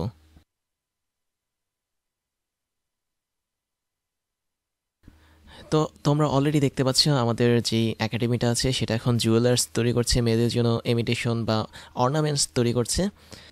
তো সেই অনুসারে আমরা কি করলাম, ওই রেমি থেকে কতগুলো চেন তৈরি করলাম। তো বলা হয়েছে কম দামের ধাতু তৈরি, মানে 10টা চেনের উপর গোল্ডের প্রলেপ দিয়ে আমরা চেন বানাবো। মানে বিষয়টা হচ্ছে এরকম যে আমাদের কাছে একটা কম দামি ধাতু আছে, এই হচ্ছে আমাদের সেই ধাতু, এবং আমরা এই ধাতুর উপর গোল্ডের একটা প্রলেপ দেব যাতে এটা একটা ইমিটেশনের মানে চেন তৈরি করতে পারে। তোমরা যারা মেয়েরা আছো বা আপুরা যারা আছো তারা কিন্তু জানো ইমিটেশন মানে হচ্ছে কি। তো এই যে আমরা একটা গোল্ডের প্রলেপ দিলাম, তো গোল্ডের প্রলেপটা যখন আমি দিয়ে দিব তখন এই টোটালটার কালার কিন্তু গোল্ড কালারে হয়ে যাবে, তখন বোঝাই যাবে না যে এর ভেতরে একটা ধাতু রয়েছে। তো বলেছে কি যে কম দামের ধাতুর তৈরি 10টা চেনের উপর স্বর্ণ বা গোল্ডের প্রলেপ দিতে গোল্ড দ্রবণের বা Au3+ দ্রবণে গোল্ড অ্যানোড ব্যবহার করে 0.5 অ্যাম্পিয়ার বিদ্যুৎ এবং 10 মিনিট ধরে আমরা এই বিদ্যুৎটাকে চালনা করব। প্রতি 10 গ্রাম স্বর্ণের দাম 4,000 টাকা, না 4,000 না 40,000 টাকা হলে প্রতি চেইনে কত টাকার গোল্ড বা স্বর্ণ ব্যবহার করা হয়েছে। তো আমরা প্রথম কাজটা দেখব, প্রথম সিস্টেমটা হচ্ছে কি আমরা এখান থেকে বের করব যে এই যে 10টা স্বর্ণের চেইন, এই 10টা স্বর্ণের চেইনের মোট ভর কী হবে সেটা আমরা বের করব। কেননা আমি দেখতে পাচ্ছি এখানে গোল্ডের অ্যানোড ব্যবহার করা হয়েছে, তার মানে গোল্ডের অ্যানোড কখন ব্যবহার করা হবে, এই অ্যানোডটা কিন্তু পরবর্তীতে অবশ্যই ক্ষয়প্রাপ্ত হবে। তার মানে আমরা যদি এই অ্যানোডে কী পরিমাণ ক্ষয় হয়েছে সেটা বের করতে চাই, তার পরিমাণটা প্রথম সূত্র অনুসারে W = আমরা লিখতে পারি Z × Q, এভাবে আমরা লিখতে পারি। তাহলে W হচ্ছে আমাদের অ্যানোডের যে ক্ষয়প্রাপ্ত হওয়ার পরিমাণটা, সেই ক্ষয়প্রাপ্ত হওয়ার পরিমাণ। দ্যাট মিন্স এখানে Z হচ্ছে আমাদের গোল্ড বা স্বর্ণের তড়িৎ রাসায়নিক তুল্যাঙ্ক, Q হচ্ছে আমরা কী পরিমাণ আধান এখানে প্রয়োগ করেছি সেটা। এবং এটাকে যদি আমি একটু মডিফাই করি, তোমরা এটাকে মডিফাই করলে পাবে জেডের যে মানটা আছে সেটা আমি এখানে সরাসরি সূত্রের মাধ্যমে বসিয়ে দিব, এত পেঁচাবো না। দ্যাট মিন্স আমরা এখন শুধুমাত্র এতটুকু পর্যন্ত অংশ নিয়ে কাজ করবো, এই যে এতটুকু পর্যন্ত অংশ, তারপর আমরা বাকি অংশ নিয়ে কাজ করব। তো আমাকে বলেছে যে এখানে জেড যেটা, দ্যাট মিন্স স্বর্ণের তড়িৎ রাসায়নিক তুল্যাঙ্ক, সেটা বের করার সিস্টেম কি, আমরা জেডের একটা মান জানি। জেড বলতে আমরা বুঝবো যে উপরে বসবে মোলার ম্যাস, দ্যাট মিন্স পারমাণবিক অথবা আণবিক ভরের গ্রাম একক, নিচে বসবে হচ্ছে চার্জ সংখ্যা অথবা আধান সংখ্যা ইন্টু ফ্যারাডে।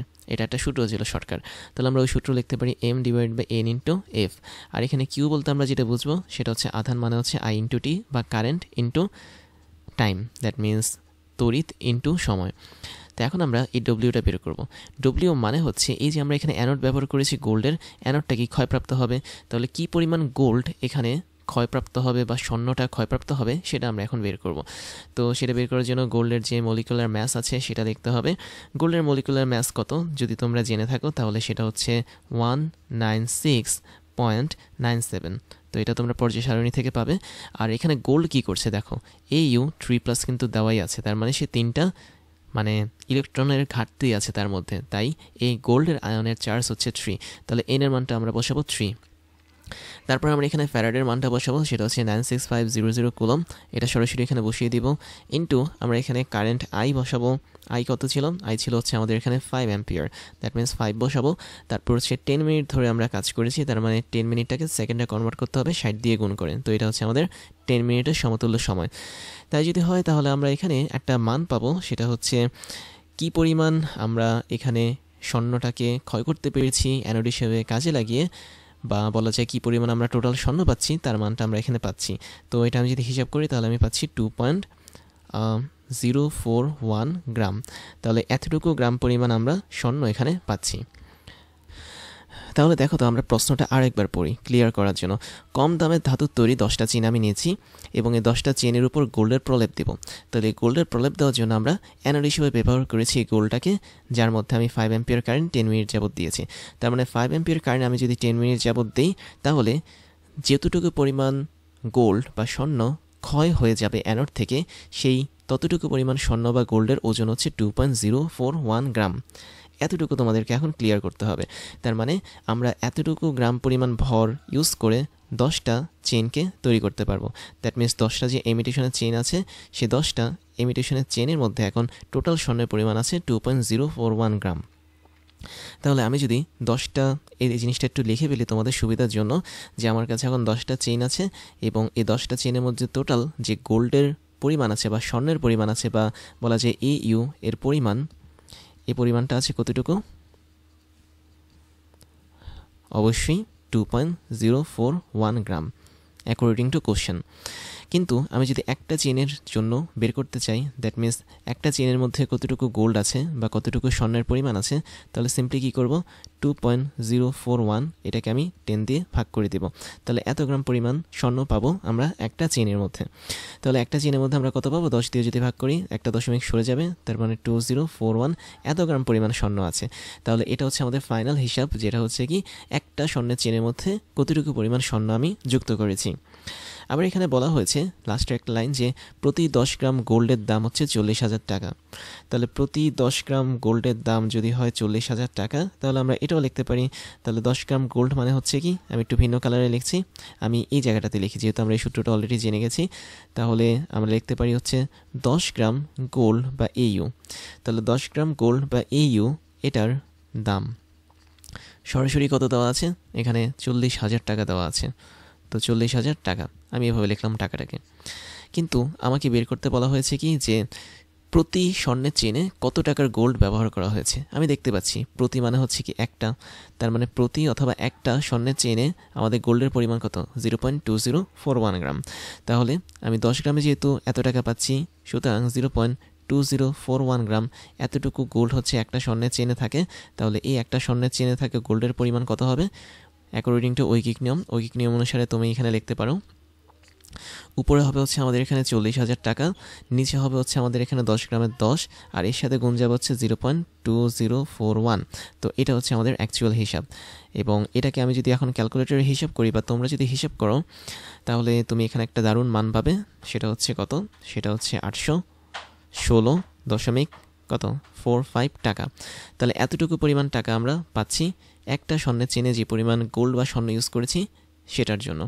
তো এই হচ্ছে আমাদের টোটাল ম্যাথ, এবং এই টোটাল ম্যাথটা তোমরা দেখতে পাচ্ছ যে এখানে কিছু ঘোরানো পেছানো জিনিস দেওয়া আছে।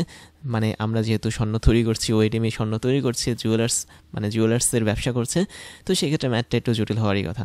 তাহলে আমাদের অ্যান্সারটা কী হবে, অ্যান্সারটা হবে এই যে লাস্টের লাইনে যেটা লিখেছিলাম এটা। তো এতটাকে হচ্ছে আমাদের একটা স্বর্ণের চেনের জন্য ব্যবহৃত গোল্ডের দাম অথবা স্বর্ণের দাম। তারপরে তোমাদেরকে আরও একটা চ্যালেঞ্জ দিচ্ছি, তোমরা ভিডিওটা থামিয়ে ট্রাই করো এটার অ্যান্সারটা কী হবে, তারপর আমরা একসাথে এটা বসে সলভ করে ফেলবো।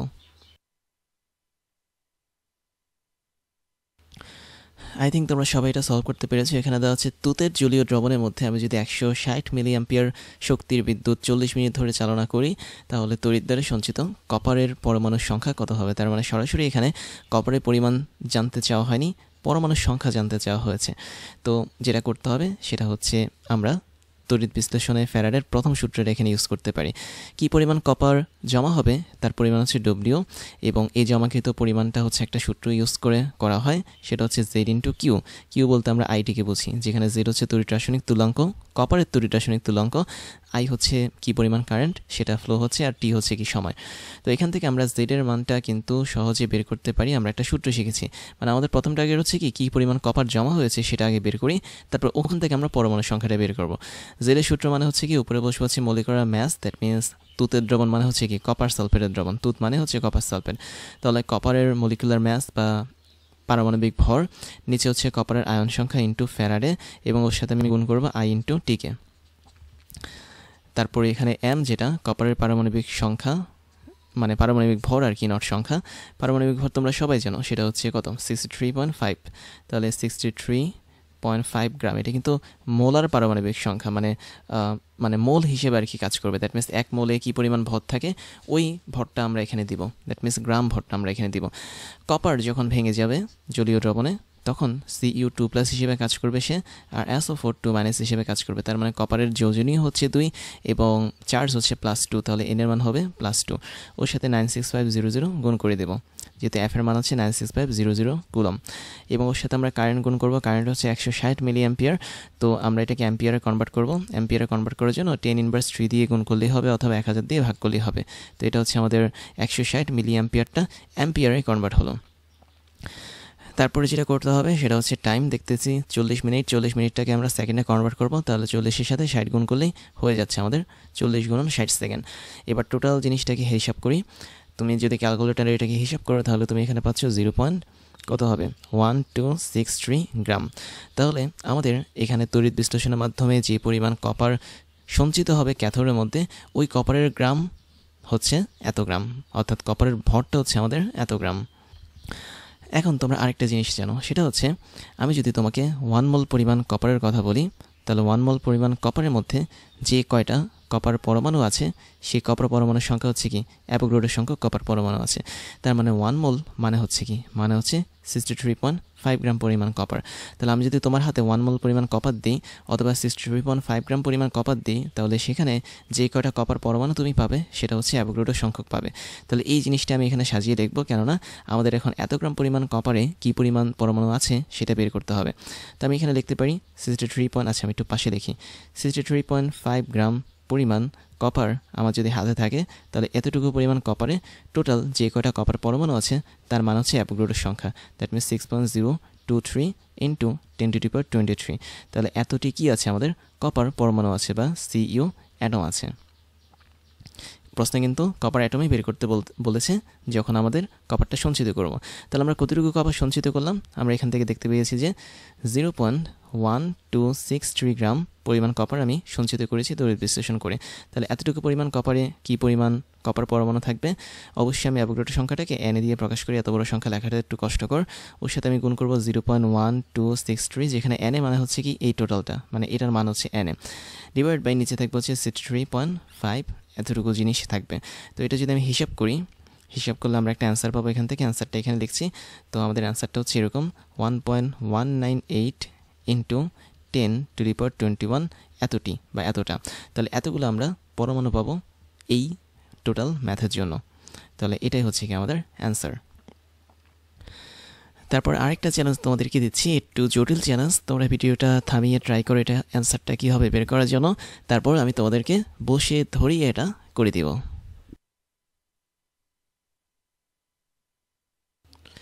আমার মনে হয় তোমরা সবাই এটা পেরেছো। এখানে দেওয়া আছে অ্যালুমিনিয়াম ক্লোরাইডের 18 দ্রবণে 2 অ্যাম্পিয়ার কারেন্ট 1 ঘন্টা ধরে আমি প্রবাহিত করেছি, যেখানে কারেন্টের দক্ষতা হচ্ছে বা কারেন্টের এফিসিয়েন্সি হচ্ছে 50%।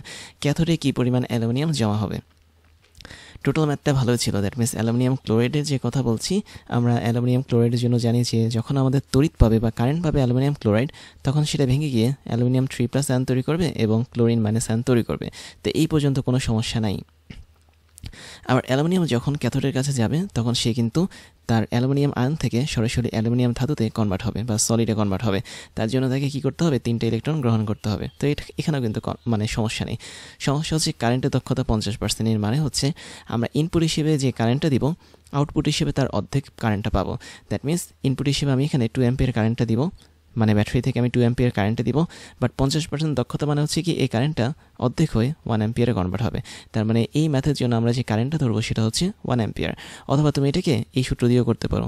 এফিসিয়েন্সি বা দক্ষতা হচ্ছে এটা বলতে আমরা যেটা বুঝবো সেটা হচ্ছে উপরে থাকবে হচ্ছে আমাদের আউটপুট কারেন্ট আর নিচে থাকবে হচ্ছে আমাদের ইনপুট কারেন্ট। এটার সাথে আমি 100কে গুণ করে দিব, মানে 100%কে গুণ করে দেবো। তাহলে এটা কী ছিল, এটা ছিল হচ্ছে 50%, তাই না? তাহলে এখানে হচ্ছে 50 হবে। আর এখানে আউটপুট কারেন্ট যেটা সেটা আমরা জানি না, সেটা বের করতে হবে। আর ইনপুট কারেন্ট আমাদেরকে দেওয়া হচ্ছে 2 অ্যাম্পিয়ার। তাহলে ওর সাথে আমি এখানে 100কে গুণ করে দিচ্ছি।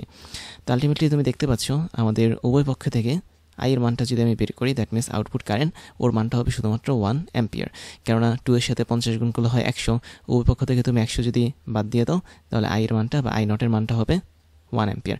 আই নট না, আসলে এটা হচ্ছে আউটপুট কারেন্ট। তার মানে আমরা এখানে 2 অ্যাম্পিয়ার যেটা পাচ্ছি এটা আসলে ইনপুট কারেন্ট হিসেবে কাজ করবে আই অফ আই, আর এখানে আউটপুট কারেন্টটা 50% দক্ষতার পর যেটা হবে সেটা হচ্ছে 1 অ্যাম্পিয়ার হবে। তো দুইভাবে আমি দেখিয়ে দিলাম, সূত্রের মাধ্যমে দেখালাম, আবার কনসেপ্ট ইউজ করে দেখালাম। তো যেটা করতে হবে সেটা হচ্ছে কী পরিমাণ অ্যালুমিনিয়াম জমা হবে আমরা ফ্যারাডের প্রথম সূত্র অনুসারে জেনে W is equal to Z into I into T, যেখানে জেড হচ্ছে আমাদের এই যে অ্যালুমিনিয়াম ধাতুটা ছিল তার তড়িৎ রাসায়নিক তুল্যাঙ্ক, এবং এটাকে কীভাবে আমরা লিখি, আমরা শর্টকাটে লিখে ফেলি M divide by N into F.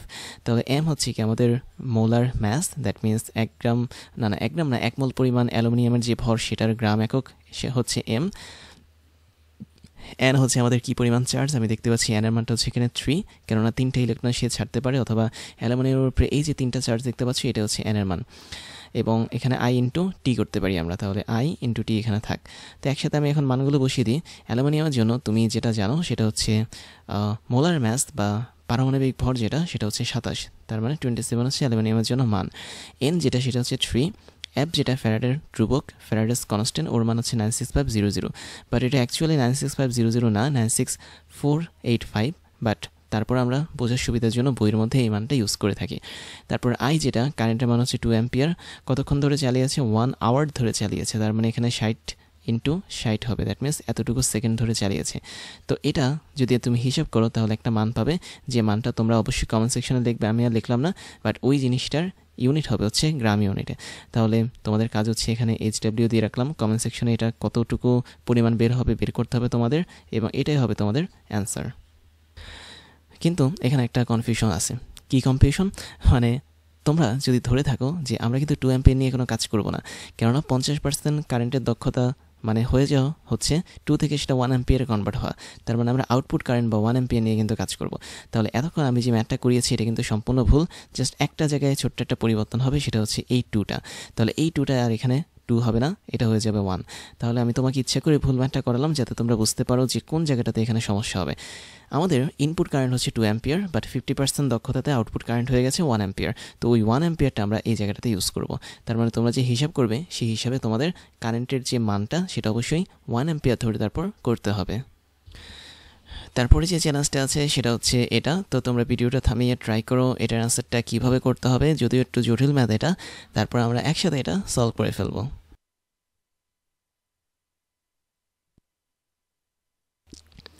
I think তোমরা সবাই এটা করতে পেরেছো। এখানে দেওয়া আছে H2SO4 যুক্ত জলীয় দ্রবণে প্লাটিনাম তড়িৎদ্বার ব্যবহার করার পর আমরা 2 অ্যাম্পিয়ার কারেন্ট দিলাম 3 ঘন্টা যাবত।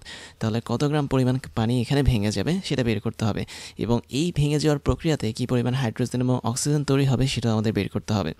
তাহলে মোট কথায় আমাদের সালফিউরিক অ্যাসিড যুক্ত জলীয় দ্রবণ মানে হচ্ছে এটা পানির আদ্র বিশ্লেষণ, আর কিচ্ছু না। কেননা তুমি যখন পানিকে আদ্র বিশ্লেষণ করবে তখন সামান্য পরিমাণ তোমাকে অবশ্যই সালফিউরিক অ্যাসিড দিতে হবে।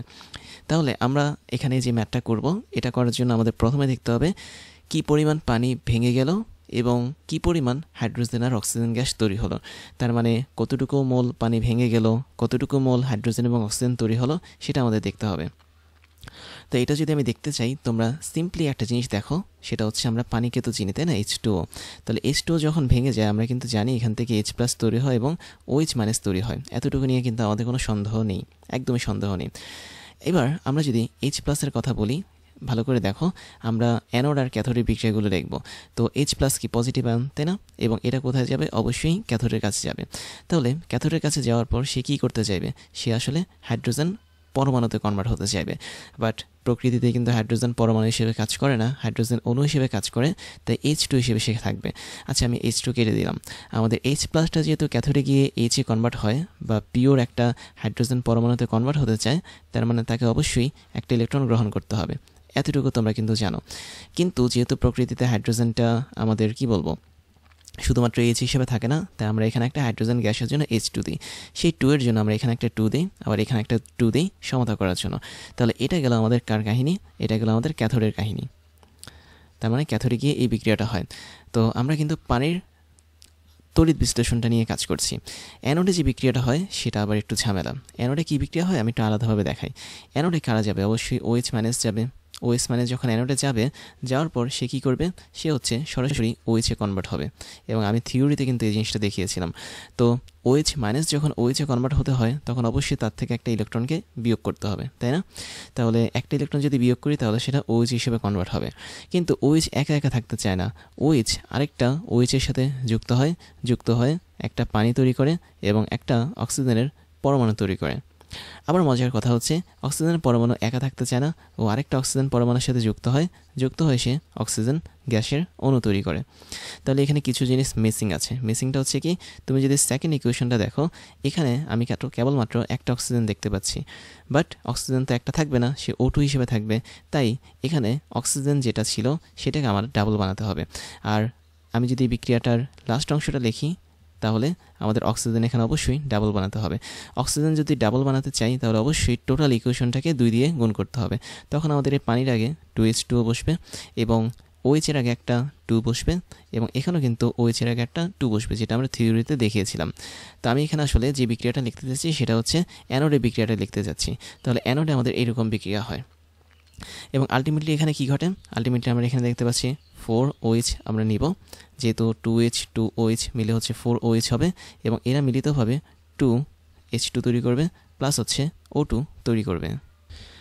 এখন খেয়াল করো, একদম প্রথম যে সমীকরণটা পাচ্ছিলাম, দ্যাট মিনস এখানে আমরা দেখেছিলাম OH নিয়ে, এটাকে আমি এখন যদি 4 দিয়ে গুণ করি তাহলে কি ঘটনা ঘটবে, আমি যদি এটাকে 4 দিয়ে গুণ করি তাহলে আমরা এখানে পাবো 4OH মাইনাস, তারপর হচ্ছে মাইনাস E মাইনাস, এই E এর সাথে কিন্তু 4E মাইনাস যুক্ত হবে এবং এরা মিলিতভাবে 4OH তৈরি করবে, মানে উভয় পক্ষে আমি 4 দিয়ে গুণ করেছি।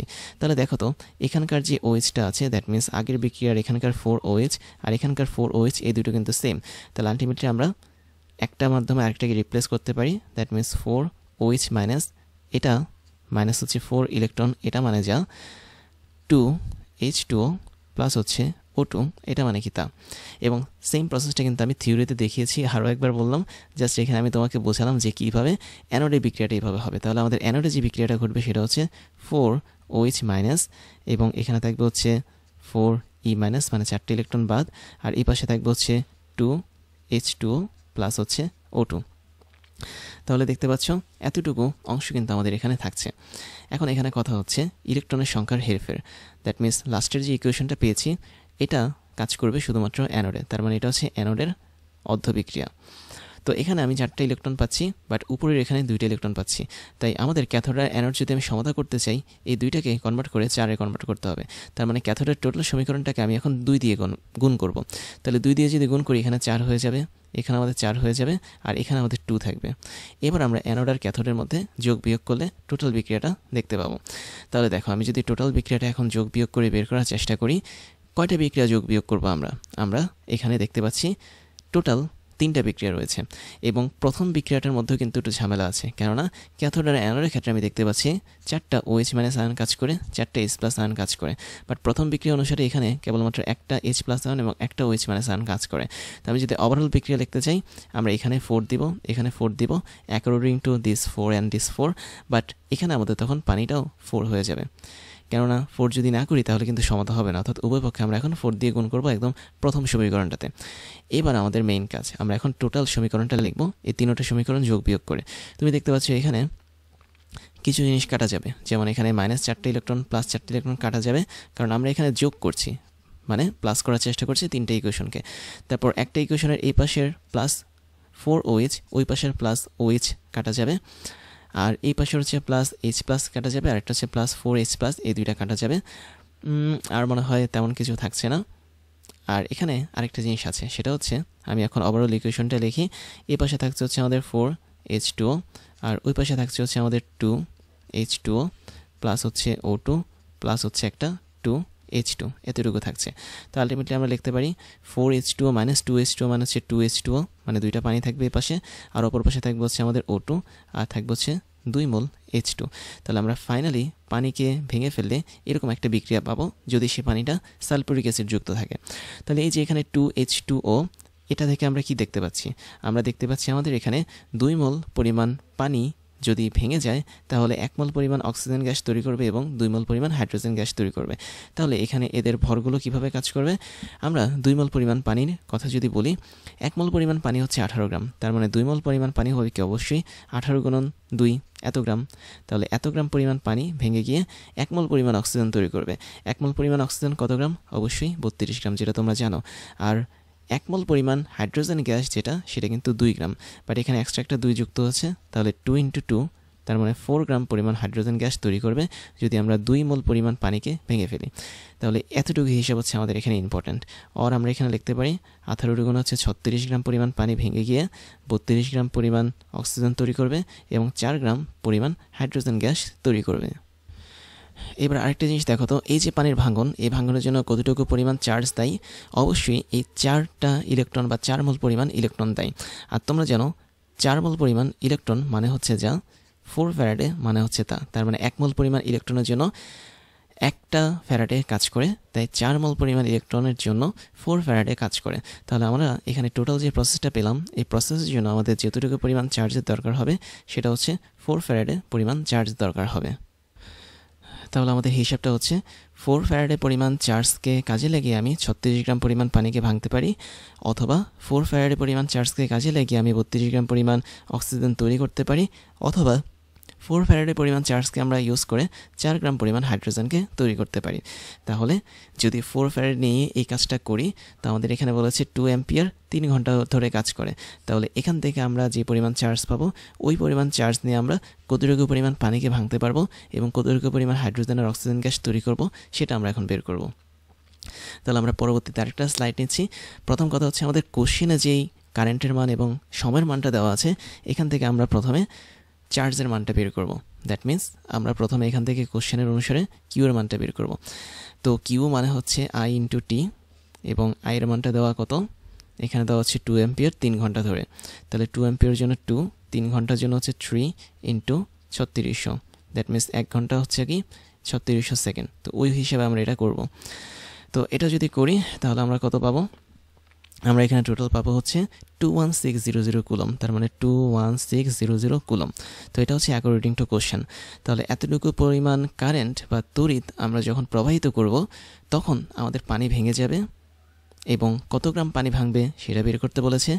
আবার পানি ভেঙে গিয়ে হাইড্রোজেন আর অক্সিজেন গ্যাস তৈরি হবে, এরা কত গ্রাম হবে? দ্যাট মিন্স ভর মানে হচ্ছে কি, ভর মানে হচ্ছে কত গ্রাম তৈরি হবে সেটাও বের করতে হবে। এবং সেটা আমরা বের করব সিম্পলি এই যেখানে একটা রিয়াকশন লিখেছিলাম ফাইনালি, এই রিয়াকশনটা ইউজ করে। তাহলে আমরা এই রিয়াকশনটা আবার এখানে লিখি। আমরা ওভারঅল যে রিয়াকশনটা পেয়েছি সেটা ছিল এরকম যে 2 মোল পরিমাণ পানি ভেঙে গিয়ে 2 মোল পরিমাণ হাইড্রোজেন গ্যাস তৈরি হয় এবং 1 মোল পরিমাণ অক্সিজেন গ্যাস তৈরি হয়। এবার আমরা ঐকিক নিয়মে হিসাবগুলো করি। হিসাবটা কিভাবে করব? যে আমরা দেখতে পাচ্ছি 4 ফ্যারাডে পরিমাণ চার্জ ইউজ করে আমি 36 গ্রাম পরিমাণ পানিকে ভাঙতে পারি। তাহলে এটাই আমি লিখব। এখানে তুমি লিখতে পারো পানির জন্য 4 ফ্যারাডে, অথবা তুমি এখানে 4 × 96500 কুলম এটাও দিতে পারো। তাহলে এতটুকু পরিমাণ চার্জ ইউজ করে আমি যে পরিমাণ পানি ভাঙতে পারি সেটা হচ্ছে 36 গ্রাম পরিমাণ পানিকে আমি বিয়োজিত করতে পারি বা ভেঙে ফেলতে পারি। ভেঙে ফেলা যায়, জাস্ট এটুকু রাখলাম। তো আমাদের কতটুকু পরিমাণ আধান দরকার? এই যে এতটুকু পরিমাণ আধান অ্যাপ্লাই করতে হবে এখন অ্যাকর্ডিং টু কোশ্চেন। তাহলে আমরা এখানে সরাসরি লিখব 21600 কুলম পরিমাণ আধান আমরা এখানে অ্যাপ্লাই করব প্রশ্ন অনুসারে। তাহলে এতটুকু পরিমাণ আধান যদি অ্যাপ্লাই করি, কতটুকু পরিমাণ পানি ভাঙা যাবে? 36 গুণন হচ্ছে 21600, আর নিচে হচ্ছে 4 × 96500, এতটুকু। তো এত গ্রাম পরিমাণ পানি আমরা ভাঙতে পারবো। এবং এই পরিমাণটা আমি যদি হিসাব করি তাহলে আমি পাচ্ছি হচ্ছে 2.0145 গ্রাম, 2.0145 গ্রাম। তাহলে এতটুকু পরিমাণ পানি আমরা ভাঙতে পারবো। এটা কিন্তু আমাদের এখানে প্রথম কোশ্চেনের অ্যান্সার ছিল। দ্যাট মিন্স 3 ঘন্টা ব্যাপী আমি যদি 2 অ্যাম্পিয়ার তড়িৎ প্রবাহ করি, তাহলে কত গ্রাম পানি বিয়োজিত হবে বা ভেঙে যাবে? আমাদের এখানে 2.0145 গ্রাম পানি ভেঙে যাবে। তো এত গ্রাম পানি ভেঙে যাবে, এটা হচ্ছে আমাদের প্রথম অ্যান্সার। তারপরে বলেছে আমাদের এই প্রক্রিয়া উৎপন্ন হাইড্রোজেন এবং অক্সিজেনের যে ভর সেটা নির্ণয় করতে হবে। তাহলে ভর নির্ণয় করা একদমই সোজা। আমি দেখতে পাচ্ছি পানিটা ভেঙে গিয়ে 2 মোল হাইড্রোজেন তৈরি হয়েছে আর 1 মোল অক্সিজেন তৈরি হয়েছে।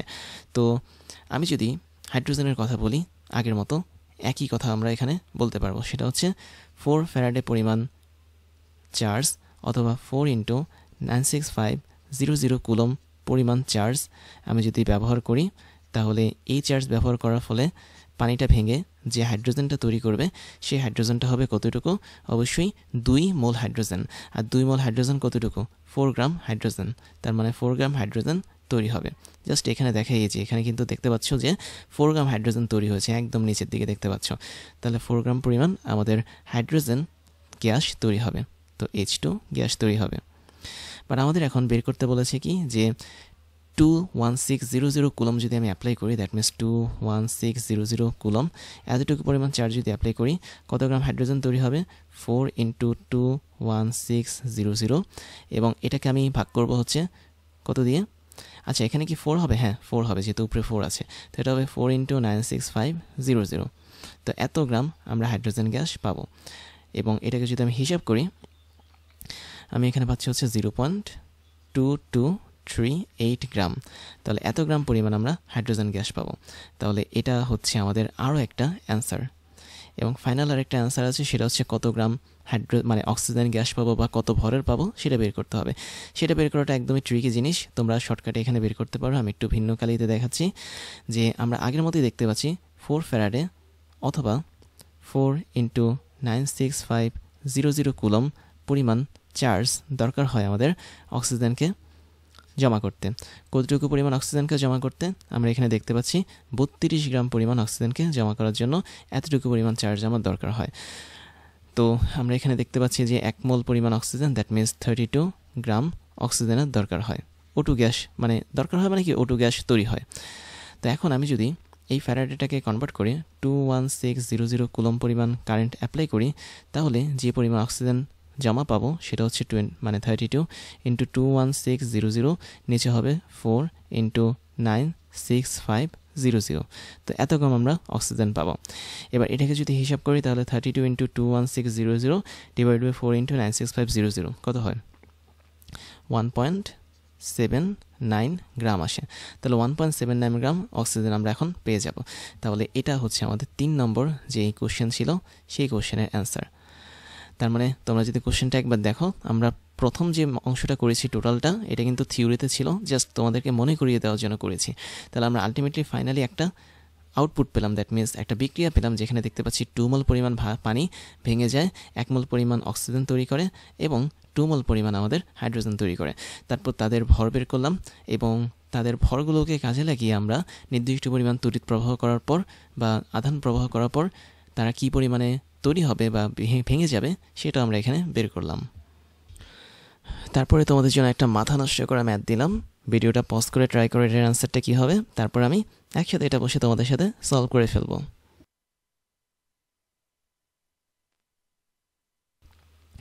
তো আমার মনে হয় তোমরা অনেক ঘুরিয়ে পেঁচিয়ে ম্যাথটা করেছো, অনেক বড় করে করেছো, বাট এটা মাথা নষ্ট করা ম্যাথ হলো, একদম ছোট একটা ম্যাথ। এখানে কি দিয়েছে যে 1 কুলম পরিমাণ তড়িৎ আমি যদি সিলভার নাইট্রেট দ্রবণে মানে অ্যাপ্লাই করি, তাহলে ক্যাথোড তড়িৎদ্বারে আমাদের কিছুটা পরিমাণ সিলভার ধাতু জমা হবে। এখন আমি যদি 1 কুলম পরিমাণ তড়িৎ ইউজ না করে 5 এম্পিয়ার তড়িৎ 30 মিনিট ধরে যদি ইউজ করি, তাহলে সিলভার নাইট্রেট দ্রবণে কী পরিমাণ ক্যাথোডে জমা হবে সিলভার সেটা বের করতে বলেছে। তাহলে কী পরিমাণ জমা হবে বা কত গ্রাম জমা হবে এটা আমরা কীভাবে বের করি? এটা আমরা বের করেছি ডব্লিউ দিয়ে, এবং ডব্লিউর একটা মান ছিল W=ZIT। এরকম একটা সূত্র ছিল, যেখানে জেড হচ্ছে আমাদের এই সিলভারের তড়িৎ রাসায়নিক তুল্যাঙ্ক, আই হচ্ছে তড়িৎ বা কারেন্টের মান, টি হচ্ছে সময়ের মান। কিন্তু আমাদের এখানে একটা জিনিস অনুপস্থিত, সেটা হচ্ছে জেডটা অনুপস্থিত, বাকিগুলো কিন্তু আছে। দ্যাট মিনস তুমি যদি জেড ছাড়া এগুলো লেখো, আই এর মানটাকে তুমি পেয়ে যাচ্ছ, আই হচ্ছে কত? 5 অ্যাম্পিয়ার, এবং সময় যেটা পেয়ে যাচ্ছ 30 মিনিট, তার মানে 30 গুণন 60 সেকেন্ড, সব কিছু পেয়ে যাচ্ছ জাস্ট জেডের মানটা নিয়ে। কিন্তু তোমরা খুব অবাক হবে যে এই ম্যাথের একদম প্রথম লাইনে কিন্তু জেডের মানটা দেওয়া। প্রথম লাইনে কি লিখেছে যে 1 কুলম পরিমাণ, দ্যাট মিনস 1 কুলম পরিমাণ আমি তড়িৎ সিলভার নাইট্রেট দ্রবণে অ্যাপ্লাই করেছি।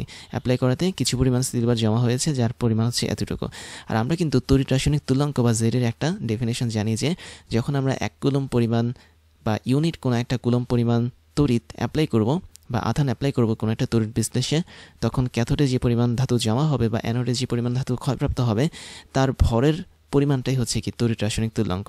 তাহলে আলটিমেটলি যেহেতু আমরা 1 কুলম্ব পরিমাণ তড়িৎ বা আধান অ্যাপ্লাই করেছি সিলভার নাইট্রেট দ্রবণে, আর তড়িৎ দ্বারা যেহেতু এতটুকু পরিমাণ সিলভারকে জমা হিসেবে পেয়েছি, তাই এতটুকু পরিমাণ সিলভারই হচ্ছে কি তার তড়িৎ রাসায়নিক তুল্যাঙ্কের মান। তার মানে আলটিমেটলি আমাদের এখানে জেড এর মানটা প্রশ্নেই দেওয়া আছে, সেটা হচ্ছে 1.1192 ইন্টু 10⁻³ গ্রাম পার কুলম। তাহলে এটা অবশ্যই একটা সহজ ম্যাথ, জাস্ট একটু বুদ্ধি খাটিয়ে বুঝতে হবে।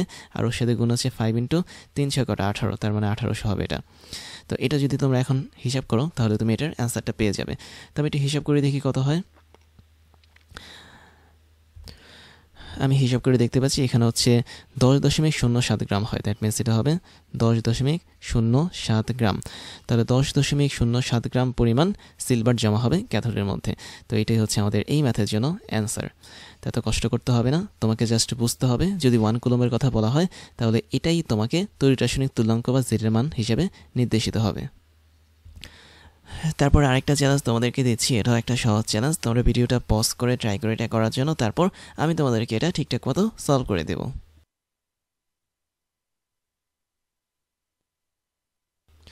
আই থিঙ্ক তোমরা সবাই এটা করতে পেরেছো। এখানে দেওয়া আছে 12 অ্যাম্পিয়ার পরিমাণ কারেন্ট যদি নিকেল সালফেট দ্রবণে চালনা করি, তড়িৎ বিশ্লেষণ করি, তাহলে ক্যাথোডে হাইড্রোজেন গ্যাস এবং নিকেল জমা হবে।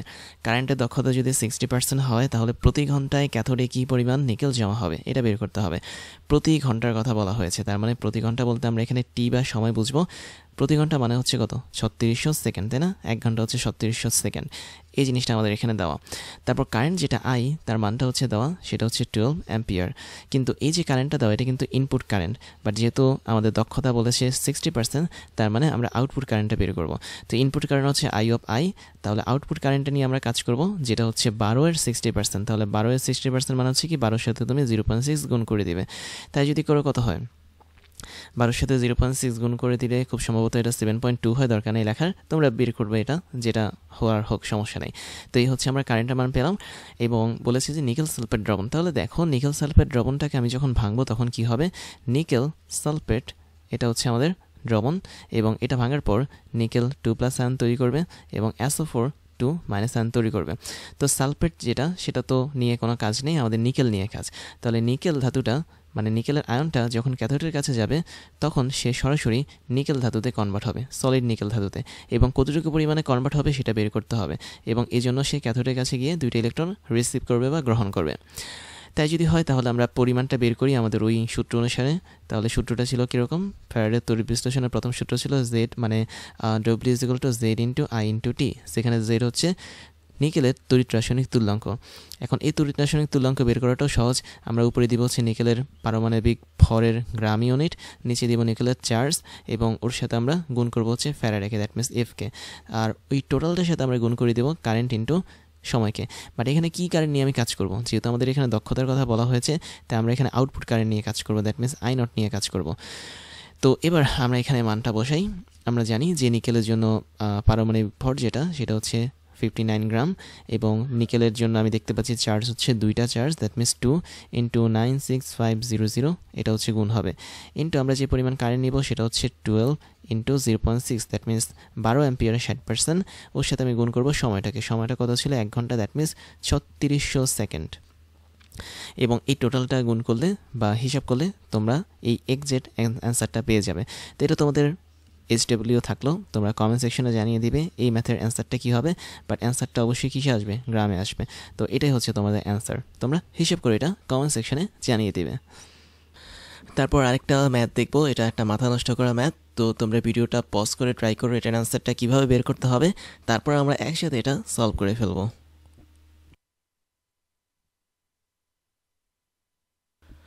আই থিঙ্ক তোমরা সবাই এটা করতে পেরেছো। এখানে কিন্তু 2টা তড়িৎ বিশ্লেষক পাত্রের কথা বলা হয়েছে, তার একটার মধ্যে কপার সালফেট দ্রবণ এবং আরেকটার মধ্যে হচ্ছে সিলভার নাইট্রেট দ্রবণ দেওয়া।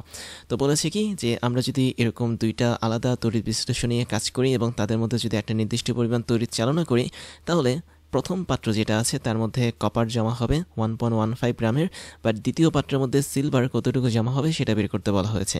এবং এটা যদি আমি তোমাদেরকে ভিজুয়ালাইজেশন করতে চাই তাহলে তোমরা এরকম একটা অবস্থা দেখতে পাবে, যেখানে প্রথম পাত্রে দেখতে পাচ্ছ সিলভার নাইট্রেট যুক্ত একটা তড়িৎ বিশ্লেষ্য দেওয়া এবং দ্বিতীয় পাত্রে কপার সালফেট যুক্ত একটা তড়িৎ বিশ্লেষ্য দেওয়া। বাট এখানে একটা কথা বলা হয়েছে যে শ্রেণী সজ্জা সজ্জিত। এর মানে হচ্ছে আমরা পাশাপাশি দুটো তড়িৎ বিশ্লেষণের মধ্যে থাকা ক্যাথোড আর অ্যানোডের মধ্যে একটা শ্রেণী কানেকশন তৈরি করব। দ্যাট মিন্স আমাদের প্রথম যেই তড়িৎ বিশ্লেষণ আছে তার অ্যানোডের সাথে আমরা দ্বিতীয় তড়িৎ বিশ্লেষের ক্যাথোডকে যুক্ত করব, আর প্রথম তড়িৎ বিশ্লেষণের মধ্যে থাকা ক্যাথোডের সাথে আমরা দ্বিতীয় তড়িৎ বিশ্লেষণের মধ্যে থাকা অ্যানোডকে যুক্ত করব। তো এই যুক্ত করার প্রসেসটাকে বলা হয় শ্রেণী সজ্জায় সজ্জিত বা সিরিজ কানেকশন বা শ্রেণী কানেকশন, যেটা আমরা স্থির তড়িৎ বা চলতড়িতে দেখে থাকি। আসলে চলতড়িতে এটা দেখা হয়ে থাকে যে তোমরা বিভিন্ন রকম কানেকশন দেখতে পাও, সমবায় কানেকশন, শ্রেণী কানেকশন, তো ওরকম একটা কানেকশন আমরা এখানে দিয়েছি। তো তাই যদি হয়ে থাকে আমরা একটা কানেকশনের মধ্যে ব্যাটারিকে যুক্ত করলাম আর আরেকটা কানেকশন নর্মালি রাখলাম। এখন খেয়াল করো আমাদের এখানে যেটা হয়েছে সেটা হচ্ছে অবশ্যই কপার সালফেট দ্রবণ থেকে আমাদের কপারটা ভেঙে যাবে তড়িৎ পাওয়ার পর, এবং কপার আয়নটা এই ক্যাথোডের মধ্যে গিয়ে কপার ধাতু জমা করবে। কতটুকু কপার জমা করবে সেটা এখানে দেওয়া আছে 1.15 গ্রাম পরিমাণ কপার সে জমা করবে। একইভাবে আমাদের সিলভার দ্রবণে যেটা সিলভার দেওয়া, দ্যাট মিনস ওই সিলভার আয়নটা ভেঙে যাবে তড়িৎ বিশ্লেষণের ফলে আমাদের ক্যাথোডের কাছে সিলভার ধাতু গিয়ে কিছু পরিমাণ সিলভার জমা করবে। এখন কি পরিমাণ সিলভার জমা হবে সেটা আমাদের বের করতে হবে। তো এটা বের করার জন্য তোমাদেরকে একটু দেখতে হবে বিষয়টা যে আমি যদি কপার সালফেট নিয়ে কাজ করি, আমরা এখানে লিখি দেখো সিলভার নাইট্রেট নিয়ে যখন আমরা কাজ করব তখন সেটা তড়িৎ বিশ্লেষণে ভেঙে গিয়ে সিলভার আয়ন তৈরি করবে এবং নাইট্রেট আয়ন তৈরি করবে। কপার সালফেট দ্রবণটাও তড়িৎ বিশ্লেষণের মাধ্যমে ভেঙে গিয়ে কপার আয়ন তৈরি করবে এবং সালফেট আয়ন তৈরি করবে, যেগুলো আমরা অলরেডি জানি। বাট আমি যদি এখানে আলাদা আলাদাভাবে তোমাদেরকে পরিমাণগুলো দেখাই, ধরো সিলভার যে পরিমাণ তৈরি হবে বা ক্যাথোডে জমা হবে ওই জমা হওয়ার পরিমাণটা হচ্ছে আমি ধরে নিলাম ডব্লিউ অফ এজি, তার মানে ডব্লিউ অফ এজি পরিমাণ সিলভার ক্যাথোডে জমা হবে। আর এখানকার ক্যাথোডে যে পরিমাণ কপার জমা হয়েছে আমি সেটাকে ধরে নিলাম ডব্লিউ অফ সিইউ। এখন তড়িৎ বিশ্লেষণের প্রথম সূত্র অনুসারে আমাদের কিন্তু আরও দুইটা জিনিস দরকার, একটা হচ্ছে আধান দরকার, আরেকটা হচ্ছে আমাদের তড়িৎ রাসায়নিক তুল্যাঙ্ক দরকার। তো আমি সিলভারের জন্য তড়িৎ রাসায়নিক তুল্যাঙ্ক যেটা আছে সেটাকে ধরে নিলাম জেড অফ এজি, এবং আমাদের কপারের জন্য আমি ধরে নিলাম তড়িৎ রাসায়নিক তুল্যাঙ্ক হচ্ছে জেড অফ সিইউ, জাস্ট ধরে নাও। আর যেহেতু শ্রেণী সজ্জায় সজ্জিত, তার মানে আমি ব্যাটারি থেকে যে পরিমাণ কারেন্ট ফ্লো করব একটা তড়িৎ দ্বারে, একই পরিমাণ কারেন্ট কিন্তু আমাদের আরেকটা তড়িৎ দ্বারা কাজ করবে। দ্যাট মিনস আমাদের দুইটা পাত্রের মধ্যে সেম পরিমাণ কারেন্ট আই কাজ করবে একটা নির্দিষ্ট পরিমাণ সময় টি অনুসারে, এবং সেম পরিমাণ আধান বা কিউ কাজ করবে। অর্থাৎ শ্রেণী সজ্জায় সজ্জিত থাকা অবস্থায় অনেকগুলো তড়িৎ বিশ্লেষণের মধ্যে একই পরিমাণ আধান কাজ করে এবং একই পরিমাণ কারেন্ট কাজ করে নির্দিষ্ট সময় ধরে। তাই যদি হয়ে থাকে তাহলে আমি সিলভারের জন্য জমাকৃত সিলভারের মান বা ডব্লিউ অফ এজি এটার মান লিখতে পারি is equal to Z of AG into আমি একটা নির্দিষ্ট চার্জ যেখানে কাজ করেছি সেটা হচ্ছে কিউ পরিমাণ আধান বা চার্জকে নিয়ে। তো কিউ এর মানটা কিন্তু আমাদের দেওয়া নেই এবং আই এর মানটা টি এর মানটাও কিন্তু দেওয়া নেই, না দেওয়া থাকলে কোনো সমস্যা নেই, আমরা সিম্পলি এখানে কিউ লিখে রাখবো। একইভাবে আমি যদি সিলভারের জন্য বলি তাহলে যে পরিমাণ সিলভার জমা হয়েছে তার পরিমাণটা হচ্ছে W is equal to Z of CU into হচ্ছে কিউ, এবং এই দুইটা সূত্রে আমি কিন্তু লিখেছি ফ্যারাডের তড়িৎ বিশ্লেষণের প্রথম সূত্র অনুসারে। এবার আমাদের মেইন কাজে দেখো আমরা কিন্তু কিউ পরিমাণ চার্জ নিয়েছি দুইটা তড়িৎ বিশ্লেষণ পাত্রের মধ্যে, তাই না? তো আমরা এখানে একটা কাজ করতে পারি, কিউ এর মানটা বের করে রাখতে পারি। তাহলে দেখো কিউ এর মানটা যদি তুমি এখানে বের করো, কিউ হচ্ছে কি যে পরিমাণ চার্জ আমরা ব্যাটারির মাধ্যমে সরবরাহ করেছি, তাহলে কিউ ইজ ইকুয়াল টু প্রথম ক্ষেত্রে হবে হচ্ছে W of AG divide by Z of AG, এবং এই ক্ষেত্রে আমাদের কিউ এর যে মানটা আসবে সেটা হচ্ছে যে পরিমাণ কপার জমা হয়েছে ডিভাইড বাই কপারের তড়িৎ রাসায়নিক তুল্যাঙ্ক। তো এখন কিউ যেহেতু সমান তার মানে আমরা আলটিমেটলি এখানে লিখতে পারি W of AG divide by Z of AG, এটার মানে হচ্ছে যা হবে। একইভাবে আমরা এখানে লিখতে পারি W of CU divide by Z of CU, এটার মান কি তাই হবে। আমাদের এখানে চারটা জিনিস পেলাম, চারটা প্যারামিটার পেলাম। এর মধ্যে থেকে দেখো কার কার মান জানা, আমরা কিন্তু সিলভার কতটুকু জমা হয়েছে সেটা জানি না, তার মানে এই জিনিসটাকে আমাদের বের করতে হবে। তারপরে সিলভারের যেই তড়িৎ রাসায়নিক তুল্যাঙ্ক এটাকে আমরা সূত্র ইউজ করে বের করতে পারবো, কপারের তড়িৎ রাসায়নিক তুল্যাঙ্ক আমরা বের করতে পারবো সূত্র ইউজ করে, এবং কী পরিমাণ কপার জমা হয়েছে সেটা কিন্তু অলরেডি কোশ্চেনে দেওয়াই আছে। তাহলে সেগুলি আমরা এখন বের করার চেষ্টা করি। তো দেখো আমরা এই কালার দিয়ে ইউজ করছি, আমাদের দরকার কি ডব্লিউ অফ এজি দরকার, মানে কী পরিমাণ সিলভার জমা হয়েছে। তাহলে এটার মান বের করতে হলে আমাদের এখানে ডব্লিউ অফ সিইউ এটাকে নিতে হবে, ইন্টু উপরে দিতে হবে হচ্ছে আমাদের জেড অফ এজি আর নিচে দিতে হবে জেড অফ সিইউ। এখন ডব্লিউ অফ সিইউ বা কপার যে পরিমাণ জমা হয়েছে সেটা হচ্ছে 1.15 গ্রাম, এটা আমরা জানি। কিন্তু আমরা জেড অফ এজি যদি বের করতে চাই বা সিলভারের যদি তড়িৎ রাসায়নিক তুল্যাঙ্ক বের করতে চাই, সূত্র হচ্ছে কি সিলভারের পারমাণবিক ভরের গ্রাম ডিভাইডেড বাই সিলভারের যোজনী গুণন 96500। মানে আমি একটু জটিল করে ফেলেছি তোমাদের জন্য, জাস্ট দেখে আমরা জেডের কিন্তু একটা ফর্মুলা জানি, যেটা ম্যাথ করানোর সময় তো আমি তোমাদেরকে দেখিয়েছি। জেডটা হচ্ছে কি তড়িৎ রাসায়নিক তুল্যাঙ্ক। তাহলে কোনো একটা ধাতু বা কোনো একটা মৌলিক পদার্থের তড়িৎ রাসায়নিক তুল্যাঙ্ক হচ্ছে তার গ্রাম পারমাণবিক ভর ডিভাইডেড বাই তার চার্জ সংখ্যা অথবা যোজনী সংখ্যা ইন্টু ফ্যারাডের কনস্ট্যান্ট বা এফ। তাহলে দেখো এখানে কিন্তু এফ জিনিসটা কনস্ট্যান্ট থাকবে। তার মানে তুমি যদি সিলভারের তড়িৎ রাসায়নিক তুল্যাঙ্ককে ভাগ করতে চাও কপারের তড়িৎ রাসায়নিক তুল্যাঙ্ক দিয়ে, তাহলে নিচে এই এফ এবং এফ কাটা যাবে, কেননা দুইটার ক্ষেত্রে কি এফের মান সেম। তার মানে আমরা এফটাকে ইগনোর করতে পারি, আমরা কি রাখতে পারি, আমরা শুধুমাত্র সিলভারের জন্য এম রাখতে পারি, that means M of silver divide by সিলভারের জন্য আমরা আয়ন বা আধানের সংখ্যা রাখতে পারি, that means N of AG রাখতে পারি। একইভাবে কপারের জন্য সেম, কপারের পারমাণবিক ভর that means M of CU রাখতে পারি, ভাগ হচ্ছে কপারের যে charge that means N of AG না এন অফ সিইউ হবে, এটাকে রাখতে পারি।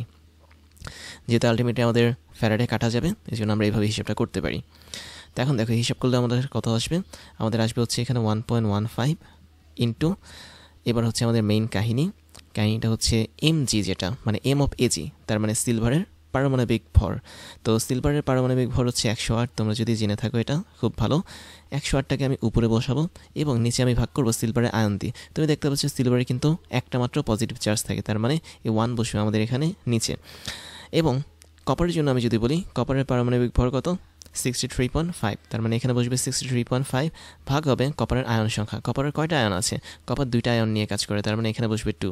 তাহলে এই টোটাল জিনিসটাকে তুমি যদি হিসাব করে দেখো, আমি এখানে উপরে দেখাচ্ছি, ধরো তুমি টোটাল জিনিসটাকে এখন হিসাব করেছো, হিসাব করলে যে মানটা আসবে আমি ক্যালকুলেটরে দেখতে পাচ্ছি আমাদের এখানে মান আসবে হচ্ছে কত, 3.912 গ্রাম আসবে। তার মানে 3.912 গ্রাম এই পরিমাণ সিলভার আমরা জমা করতে পারবো সিলভারের তড়িৎ বিশ্লেষের যে ক্যাথোড আছে তার মধ্যে, দ্যাট মিনস এই জিনিসটার মধ্যে। তাহলে এটাই হচ্ছে আমাদের সেই ম্যাথ, এবং এই ম্যাথের মধ্যে কিন্তু আমরা শুধুমাত্র ফ্যারাডের তড়িৎ বিশ্লেষণের প্রথম সূত্র ইউজ করেছি, অন্য কোনো সূত্র ইউজ করিনি। তো যখন এরকম অনেকগুলো মানে তড়িৎ বিশ্লেষ্য পাত্রগুলো সিরিজ কানেকশনে থাকবে, তখন প্রত্যেকটা পাত্রের জন্য আমাদের চার্জের পরিমাণটা যদি না দেওয়া থাকে, তার মানে চার্জগুলো সমান হবে, তো সেই ক্ষেত্রে আমাদের এই সূত্রটা অ্যাপ্লাই হবে। দ্যাট মিনস আমি যদি টি স্টার দিয়ে রাখি, এই সূত্রটা তখন তোমরা অ্যাপ্লাই করতে পারো। তারপর আরেকটা মাথা নষ্ট করা ম্যাথ তোমাদেরকে দিচ্ছি, তোমরা ভিডিওটা পজ করে ট্রাই করো এটার অ্যান্সারটা কী হবে, তারপর আমরা একসাথে এটা বসে সলভ করে ফেলবো। আই থিঙ্ক তোমরা সবাই এটা করতে পেরেছো। এখানে দেওয়া আছে KCl বা পটাশিয়াম ক্লোরাইডের একটা ক্ষারীয় দ্রবণে তড়িৎ বিশ্লেষণ করলে KClO3 তৈরি হয়। তো সেক্ষেত্রে একটা বিক্রিয়াও দেওয়া আছে এবং বলা হয়েছে 5 অ্যাম্পিয়ার তড়িৎ কত সময় ধরে চালনা করলে আমরা 12.5 গ্রাম KClO3 উৎপন্ন করতে পারবো।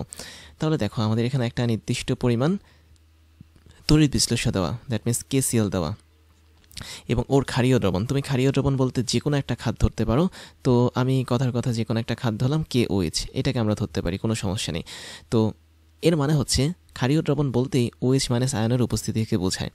আর যেহেতু তুমি এখানে KCl নিয়ে কাজ করছো, তার মানে KCl এর মধ্যে থেকে অবশ্যই Cl মাইনাস আয়ন নিয়ে কাজ করছো, তার মানে Cl মাইনাস আয়নের সাথে আমাদের একটা ক্ষারীয় দ্রবণের আয়ন দ্যাট মিনস OH মাইনাস আয়ন যুক্ত হবে, এবং কিভাবে যুক্ত হবে সেটাই কিন্তু কোশ্চেনে দেওয়া আছে। যেমন KCl থেকে আমরা Cl মাইনাস পাচ্ছি, আর একটা ক্ষারীয় দ্রবণ থেকে আমরা OH বা হাইড্রোক্সাইড আয়নটাকে পাচ্ছি। তো এরা দুজন এই নির্দিষ্ট সমতাতে যুক্ত হয়ে এরকম একটা বিক্রিয়া তৈরি করে। জাস্ট তোমাদের ক্লারিফিকেশনের জন্য এই বিক্রিয়াটা এখানে দেওয়া, আর কিছু না। তার মানে আমরা এটা লিখলাম না, যেহেতু আমাদের বিক্রিয়া দেওয়া আছে। আমাদের এখন টার্গেট হচ্ছে কি, আমাদের টার্গেট হচ্ছে আমি যদি ক্ষার প্লাস হচ্ছে Na মানে KCl এদেরকে যুক্ত করা অবস্থায় 5 অ্যাম্পিয়ার পরিমাণ কারেন্ট একটা নির্দিষ্ট সময় ধরে চালনা করি, তাহলে আমাদের ক্যাথোডে এতটুকু পরিমাণ KClO3 উৎপন্ন হবে। তো কত সময় ধরে চালনা করলে উৎপন্ন হবে, দ্যাট মিনস টি আমাদের বের করতে হবে। আর কি পরিমাণ কারেন্ট আমরা অ্যাপ্লাই করছি, আই পরিমাণ কারেন্ট অ্যাপ্লাই করেছি, তার মানে আইয়ের মানটা আমাদের এখানে দেওয়া, এবং যে পরিমাণ পদার্থ আমরা এখানে উৎপন্ন করতে পেরেছি এই পরিমাণ পদার্থটা কিন্তু আমাদের এখানে দেওয়া, তার মানে আমাদের এখানে কি W দেওয়া। বাট আমরা যদি এখানে KClO3 নিয়ে কাজ করি বা W যদি বের করতে চাই, তাহলে বিষয়টা এতটা সহজ হবে না। তার মানে এখানে KClO3 যেটা তৈরি হয়েছে সেটা কিন্তু আমরা এখানে পাচ্ছি না, তাই না? এখানে কিন্তু উৎপন্ন অবস্থায় পাচ্ছি না, বাট এখানে আমরা যেটা পাচ্ছি সেটা হচ্ছে ক্লোরিন আয়নটা পরবর্তীতে চেঞ্জ হয়ে একটা নির্দিষ্ট ক্লোরাইডের মাধ্যমে যুক্ত হয়েছে। তার মানে আমরা এটাকে ডব্লিউ প্রাইম হিসেবে ধরে রাখি, আমরা পরে এটা নিয়ে কাজ করব।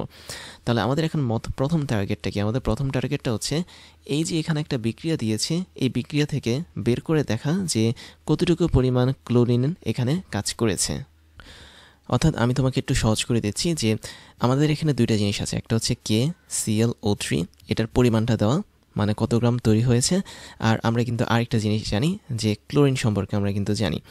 তো আমাদের এখানে দেখতে হবে KClO3 একটা নির্দিষ্ট পরিমাণে দেওয়া, ক্লোরিনও কিন্তু একটা নির্দিষ্ট পরিমাণ আমরা বের করতে পারবো, কেননা 1 মোল পরিমাণ ক্লোরিন গ্যাসকে তুমি যদি নাও তাহলে তার পরিমাণ কতটুকু হবে সেটা কিন্তু তুমি বের করতে পারবে। কিভাবে? যে আমি যদি তোমাকে একটু দেখাই, আমি জাস্ট এই জিনিসটা মুছে দিচ্ছি। আমি যদি শুধুমাত্র 1 মোল পরিমাণ KClO3 নিয়ে কাজ করি, দ্যাট মিন্স 1 মোল পরিমাণ KClO3 নিয়ে যদি কাজ করি, এটা যদি ভেঙে যায় কখনো, তখন কী তৈরি হবে সেটা তোমাকে আগে জানতে হবে, এবং সেই জানাটা তোমাদের কিন্তু কোশ্চেনে দেওয়া আছে। দেখো কীভাবে দেওয়া আছে, আমি যদি এই Cl এর আগে একটা K যুক্ত করি তাহলে সেটা কিন্তু KCl হয়ে যায়। আবার সেমভাবে এখানে Cl এর আগে যদি একটা K যুক্ত করি তখন কিন্তু সেটা KClO3 হয়ে যায়, তাই না? তাহলে আমরা বুঝতে পারলাম যে 1 মোল পরিমাণ KClO3 উৎপন্ন হওয়ার জন্য দায়ী হচ্ছে আমাদের 1 মোল পরিমাণ ক্লোরিন গ্যাস, এটা কিন্তু বলাই যায়। তার মানে 1 মোল পরিমাণ ক্লোরিন কাজে লাগিয়ে আমি কিন্তু 1 মোল পরিমাণ KCl তৈরি করতে পারবো অ্যাকর্ডিং টু দিস কোশ্চেন। তার মানে এই কোশ্চেন আমি যদি কেটাকে উঠিয়ে দিয়ে আবার কে বসে, ধরো এখানে একটা KCl আছে, আবার এখানে আমাদের একটা KCl আছে, কেননা কে এর চার্জ হচ্ছে পজিটিভ, এখানে আমি কে এর চার্জটা পজিটিভ দিয়ে সুন্দরভাবে এটা একটা যৌগ তৈরি করতে পারবে। তার মানে আমরা একটা KCl থেকে একটা KClO3 কিন্তু তৈরি করতেই পারি। তো সেক্ষেত্রে 1 মোল পরিমাণ KClO3 তৈরি হওয়ার জন্য আমাদের 1 মোল পরিমাণ ক্লোরিন কিন্তু যথেষ্ট, বা ক্লোরিন আয়নে কিন্তু যথেষ্ট। তাই যদি হয় তাহলে আমরা এখান থেকে একটা হিসাব করতে পারবো যে যেহেতু আমাদের এখানে KClO3 এর পরিমাণটা 12.5 গ্রাম দেওয়া, এখান থেকে কি পরিমাণ ক্লোরিন তৈরি হবে সেটা আমাদের আগে বের করতে হবে। কেন? কারণ আমরা এখানে কারেন্ট এবং সময়ের নিয়ে কাজ করছি, আর কারেন্ট ও সময় নিয়ে কাজ করার সময় অ্যানোডের মধ্যে কিন্তু একটা নির্দিষ্ট পরিমাণ ক্লোরিন গ্যাস তৈরি হয়। তো ওই ক্লোরিন গ্যাসের পরিমাণটা আমরা এই হিসাব থেকে বের করব। তাহলে কিভাবে বের করব? আমরা 1 মোল পরিমাণ KClO3 এর কথা যদি বলি, তাহলে ওর একটা নির্দিষ্ট ভর অবশ্যই আছে, এবং এই জিনিসটা নির্দিষ্ট ভর কত হবে? পটাশিয়াম বা K, এটার পারমাণবিক ভর হচ্ছে 39.1, ওর সাথে আমি ক্লোরিনের পারমাণবিক ভর যোগ করব, দ্যাট মিনস 35.5, প্লাস ওর সাথে আমি 3 ইন্টু অক্সিজেনের পারমাণবিক ভর যোগ করব, মানে গুণ করব আর কি। তো এই টোটালটাকে যদি আমি যোগ করি তাহলে আমি KClO3 এটার মানে আণবিক ভরটা আমি পাবো। তো আমি দেখতে পাচ্ছি এগুলো যোগ করলে আসতে হচ্ছে 122.6 গ্রাম। তাহলে 122.6 গ্রাম পরিমাণ, আচ্ছা আমি গ্রাম না লিখে নর্মালি 122.6 লিখি, আচ্ছা আমি গ্রামও লিখতে পারি যেহেতু 1 মোল পরিমাণ আছে। তাহলে আমি বলতে পারি 1 মোল পরিমাণ আমি যদি KClO3 নিয়ে কাজ করি তাহলে সেখানে ভর হবে 122.6 গ্রাম। আবার এখান থেকে আমি যেই মানে যতটুকু পরিমাণ ক্লোরিন পাবো সেটা হচ্ছে কি 1 মোল পরিমাণ ক্লোরিন। আর তোমরা জানো 1 মোল পরিমাণ ক্লোরিনের পারমাণবিক যে ভর সেটা হচ্ছে 35.5 গ্রাম, এটাও কিন্তু আমরা জানি। তার মানে 1 মোল পরিমাণ ক্লোরিন হচ্ছে 35.5 গ্রাম। আমাদের টার্গেট হচ্ছে যতটুকু পরিমাণ আমাদের এখানে KClO3 পেয়েছি এতটুকু পরিমাণ গ্রামের মধ্যে ক্লোরিন কতটুকু আছে সেটা বের করা। তাহলে চলো আমরা শুরু করি। এখানে আমরা লিখতে পারি হচ্ছে 122.6 গ্রাম পরিমাণ আমাদের কাছে KClO3 তৈরি হয়েছিল, এবং এটা তৈরি করার জন্য দায়ী ছিল কত? অবশ্যই 1 মোল পরিমাণ ক্লোরিন, তার মানে 35.5 গ্রাম পরিমাণ ক্লোরিন দায়ী ছিল। সুতরাং আমি যদি এখানে 35 না, আমাদের কোশ্চেন অনুসারে 12.5 গ্রাম KClO3 আমরা তৈরি করেছি। তো 12.5 গ্রাম পরিমাণ KClO3 যদি আমি তৈরি করতে পারি তাহলে সেক্ষেত্রে আমাদের কি পরিমাণ ক্লোরিন লাগবে সেটা হচ্ছে আমাদের সুন্দরভাবে যদি লিখি 35.5, ওর সাথে আমি গুণ করব 12.5, এবং নিচে ভাগ যাবে হচ্ছে 122.6। তো এটা যদি করি তাহলে আমরা এখানে পাবো একটা নির্দিষ্ট পরিমাণ ক্লোরিন গ্যাস, তার পরিমাণটা হচ্ছে 3.62 গ্রাম। তাহলে 3.62 গ্রাম ক্লোরিন গ্যাস আমাদের অ্যানোডে উৎপন্ন হবে, বা বলা যায় দ্রবীভূত হবে, বা টেস্ট টিউবে আমরা এটাকে ধরতে পারবো। এবং এক্ষেত্রে এই যে ক্লোরিন গ্যাসটা উৎপন্ন হলো, এই ক্লোরিন গ্যাসের পরিমাণটাই হচ্ছে আমাদের সেই ডব্লিউ। তার মানে অ্যানোডে কী পরিমাণ পদার্থ দ্রবীভূত হবে বা গ্যাস তৈরি হবে সেটাকে আমরা ডব্লিউ ধরতাম, তো ওই ডব্লিউর মানটা আমরা পেয়ে গেলাম। তার মানে আমি এখানে KClO3 এর মানটাকে ডব্লিউ প্রাইম ধরেছি, বাট আমরা এখানে ডব্লিউ প্রাইম নিয়ে কোনো কাজ করব না। আমরা জাস্ট এই 12.5 গ্রাম KClO3 থেকে মানে এটা তৈরি হওয়ার জন্য কী পরিমাণ ক্লোরিন গ্যাস দরকার হয়েছে সেটা আমি এখানে বের করেছি। এটা হচ্ছে আমাদের ডব্লিউ। আবার আমরা আরেকটা জিনিস জানি ডব্লিউ নিয়ে, সেটা হচ্ছে ডব্লিউ হলো আমাদের ক্লোরিন গ্যাস তৈরি হওয়ার মানে পরিমাণ is equal to Z into Q. এটা কিন্তু আমরা জানি according to first law of Faraday. তার ফ্যারাডের প্রথম সূত্র অনুসারে আমরা এখানে লিখতে পারি আরেকটু জিনিস, যে W is equal to Z. Z মানে হচ্ছে তড়িৎ রাসায়নিক তুল্যাঙ্ক। এখন দেখো আমাদের এখানে পটাশিয়ামের তড়িৎ রাসায়নিক তুল্যাঙ্ক নিয়ে কিন্তু কাজ করলে হবে না, আমাদের ক্লোরিনের তড়িৎ রাসায়নিক তুল্যাঙ্ক নিয়ে কাজ করতে হবে। তাহলে অবশ্যই সূত্র ফেলাবো। উপরে হবে হচ্ছে আমাদের ক্লোরিনের গ্রাম পারমাণবিক ভর, নিচে হবে ক্লোরিনের চার্জ এবং ওর সাথে ফ্যারাডে গুণ হবে, এবং ওর সাথে থাকবে হচ্ছে কিউ। কিউ মানে হচ্ছে আই ইন্টু টি। তার মানে আই হচ্ছে আমাদের এখানে 5 অ্যাম্পিয়ার, টি হচ্ছে আমাদের এখানে কত, টিটা হচ্ছে আমাদের বের করতে হবে, রাইট। টি হচ্ছে আমাদের এখানে অজানা জিনিস। এখন একটা সমস্যা হচ্ছে কি, আমরা এন এর মানটা কীভাবে বের করবো? তোমরা হয়তো বলতে পারো যেহেতু আমরা এখানে ক্লোরিন নিয়ে কাজ করেছি যে ক্লোরিনের জন্য এনের মানটা হবে 1, কেননা ক্লোরিন সবসময় নেগেটিভ চার্জ হিসেবে থাকে। বাট তুমি যদি এই প্রশ্ন দেওয়া বিক্রিয়াটার দিকে তাকাও তাহলে এখানে কিন্তু ক্লোরিন মাইনাসটা পরবর্তীতে এখানে ক্লোরাইড আয়ন হিসেবে রূপ নিয়েছে। তাহলে আমি এখানে যদি জারণ মান বের করতে চাই তাহলে দেখো ClO3 মাইনাস, এর মানে হচ্ছে এই টোটালটার জারণ মানটা হচ্ছে -1। তাহলে যদি এই টোটালটার জারণ মান -1 হয়, আমরা ক্লোরিনের জারণ মানকে x ধরলাম, x ধরার পর কি করলাম, আমরা প্লাস দিলাম। অক্সিজেনের জারণ মান হচ্ছে কি -2, ওর সাথে আমাদের 3 গুণ করতে হবে যেহেতু 3টা অক্সিজেন আছে। আমরা এখানে চাচ্ছি কি ClO3 মাইনাস এতটুকুর মধ্যে ক্লোরিনের জারণ মান কত বা ক্লোরিনের চার্জ কত সেটা বের করতে যাচ্ছি। তাহলে আমরা ক্লোরিনের চার্জটাকে অজানা রাখলাম বা জারণ মানটাকে অজানা রাখলাম x, ওর সাথে যোগ করলাম কি অক্সিজেনের জারণ মান হচ্ছে -2, ওর সাথে আমি 3টা অক্সিজেন গুণ করে দিলাম, এবং এই টোটালটার মান কিন্তু ছিল -1। দ্যাট মিনস আমাদের যে ওভারঅল চার্জ ছিল ওই চার্জের মানটা হচ্ছে -1, অর্থাৎ ClO3 মাইনাস এই মাইনাসটা হচ্ছে এখানে চলে যাবে। তো এখান থেকে আমরা কিন্তু x এর একটা মান পাবো, এবং খেয়াল করে দেখো x এর মানটা কত আসে। x এর মানটা আসছে আমাদের এখানে কত 5 আসছে। তাহলে চিন্তা করেছো আমাদের ক্লোরিনটা যেই জারণ মান এখানে দেখাচ্ছে সেটা হচ্ছে +5। তার মানে বিক্রিয়া শুরুর আগে ক্লোরিনের জারণ মান ছিল -1, বিক্রিয়া শুরুর পরে তার জারণ মান হয়ে গেছে +5। তাহলে ক্লোরিন -1 থেকে শুরু করে ক্লোরিন +5 যে হলো, এই +5 হওয়ার জন্য আমাদের কয়টা ইলেকট্রন তাকে ছেড়ে দিতে হয়েছে ভালো করে চিন্তা করে দেখো। ক্লোরিন থেকে যদি একটা ইলেকট্রন নিয়ে নিই তাহলে সে নর্মাল ক্লোরিনে রূপান্তর হবে, সেখান থেকে যদি আমি আরও 5টা ইলেকট্রন নিয়ে নিই তাহলে সে ক্লোরিন 5+ আয়নে রূপান্তর হবে। তার মানে আমি যদি ক্লোরিন থেকে টোটাল 6টা ইলেকট্রন নিয়ে নিই তবেই সে ক্লোরিন +5 আয়নে কনভার্ট হবে। আই থিঙ্ক তোমরা এখানে ধরতে পেরেছো ক্লোরিনের জন্য আমাদের এখানে এনের মানটা হবে কি অবশ্যই 6 হবে। এটা তোমার মন গড়া কোনো -1 হবে না বা 1 হবে না, আমাদের কোশ্চেনে থাকে বিক্রিয়া থেকে দেখতে হবে। প্রথমে সে Cl মাইনাস ছিল, পরবর্তীতে সে ClO3 মাইনাস হয়েছে, আর এই ClO3 মাইনাসের মধ্যে ক্লোরিনের জারণ মানটা হচ্ছে +5। তাহলে -1 থেকে +5 হওয়ার জন্য অবশ্যই তাকে 6টি ইলেকট্রন দান করতে হবে। তাহলে এই 6টা হচ্ছে কি এখন এনের মান। তো এই জিনিসটা আমি তোমাদেরকে একটু দেখালাম জটিল করে, সমস্যা নেই। এবার আমরা এই মানগুলো বসিয়ে দিই। তাহলে W ইজ ইকুয়াল টু হবে উপরে ক্লোরিনের পারমাণবিক ভর। আমরা এখানে সব কিছু এখন করবো ক্লোরিনকে নিয়ে কাজ করে। তাহলে আচ্ছা আমরা তো এখানে টি বের করবো তাই না, তো সরাসরি টি লিখে দিই। তাহলে টি এর মানটা হবে উপরে হচ্ছে W, আর ডব্লিউর সাথে হচ্ছে N ইন্টু F গুণ যাবে, আর নিচে হবে হচ্ছে M এবং ওর সাথে গুণ যাবে হচ্ছে I। তো এটা হচ্ছে আমাদের মোটামুটি সূত্র পড়লো টাইম বের করার জন্য। তো এখানে সূত্রের মধ্যে তুমি সবগুলো মান বসিয়ে দাও। ডব্লিউর যে মানটা আছে সেটা কত পেয়েছিলাম আমরা, সেটা পেয়েছিলাম হচ্ছে 3.62 গ্রাম। তাহলে এখানে বসবে 3.62, ওর সাথে গুণ যাবে হচ্ছে 6 যেহেতু এনের মানটা 6 ছিল, এবং ওর সাথে আমি এফকে গুণ করব। এফ মানে হচ্ছে তোমরা জানো 96500 ফ্যারাডে। তো আমি ওটা লিখলাম না যেহেতু তোমরা জানো। তারপর হচ্ছে MI, এম মানে হচ্ছে ক্লোরিনের পারমাণবিক ভর, যেটা কত ক্লোরিনের পারমাণবিক ভর যদি আমি এখানে বসাই তাহলে সেটা হচ্ছে 35.5 হিসেবে কাজ করবে। আর আই যে জিনিসটা আছে সেটা হচ্ছে আমাদের কি পরিমাণ তড়িৎ প্রবাহিত হচ্ছে, দ্যাট মিনস 5 অ্যাম্পিয়ার পরিমাণ তড়িৎ প্রবাহিত হচ্ছে। তো এবার এই টোটালটা হিসাব যদি করো তাহলে অবশ্যই এখানে একটা সময়ের মান আসবে। তো তোমরা হিসাব করে দেখো সময়ের মানটা কত আসে।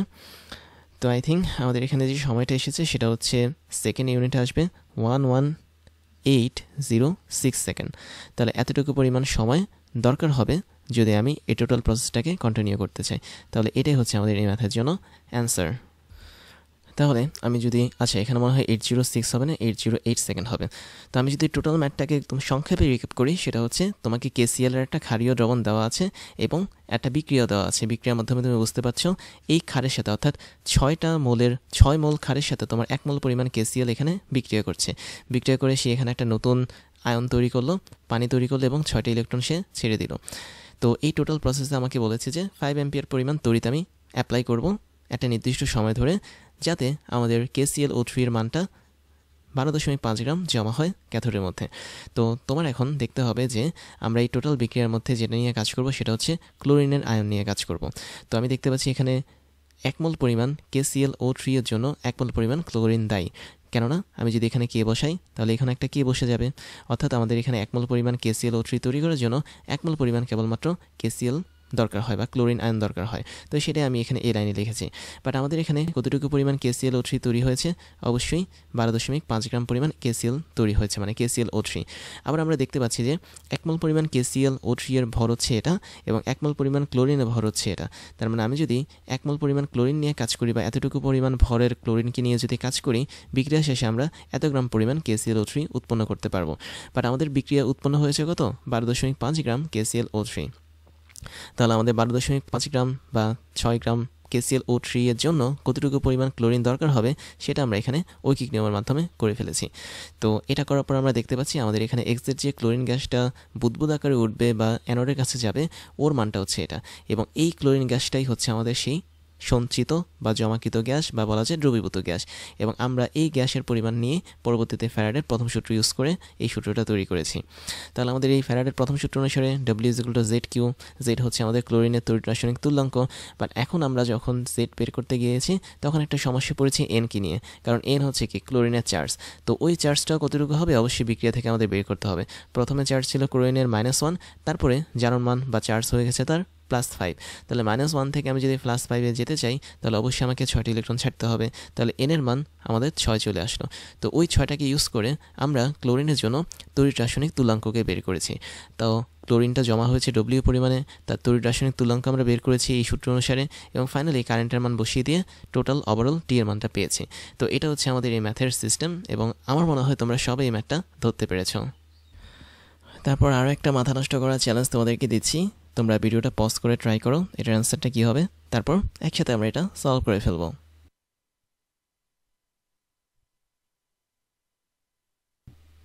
আই থিঙ্ক তোমরা সবাই অলরেডি এটা সলভ করতে পেরেছি। এখানে দিয়েছে ক্লোরেটের জলীয় দ্রবণে তড়িৎ বিশ্লেষণ করলে আমরা হাইড্রোজেন গ্যাস উৎপন্ন করতে পারবো। তো সেক্ষেত্রে একটা ছোট্ট বিক্রিয়া দেখানো হয়েছে।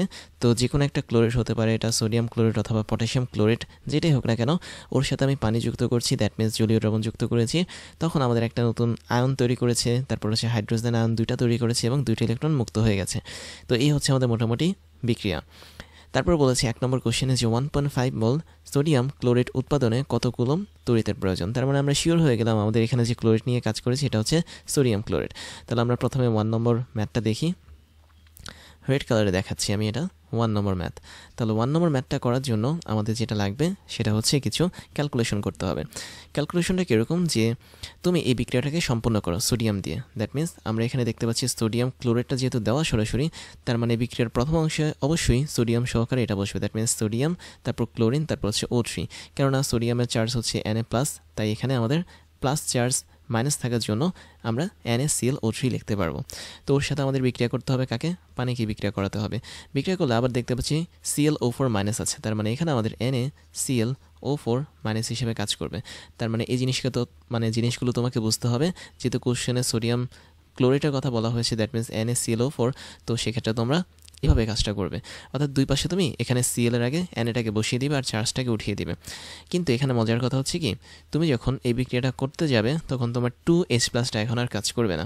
কেননা আমাদের এখানে 2H+ আয়ন থেকে বাদ যাবে, সে হচ্ছে হাইড্রোজেন গ্যাসে কনভার্ট হবে। অর্থাৎ এখানে 2H মানে যা, এখানে H2 মানে কি তা, এরকমভাবে ধরতে হবে।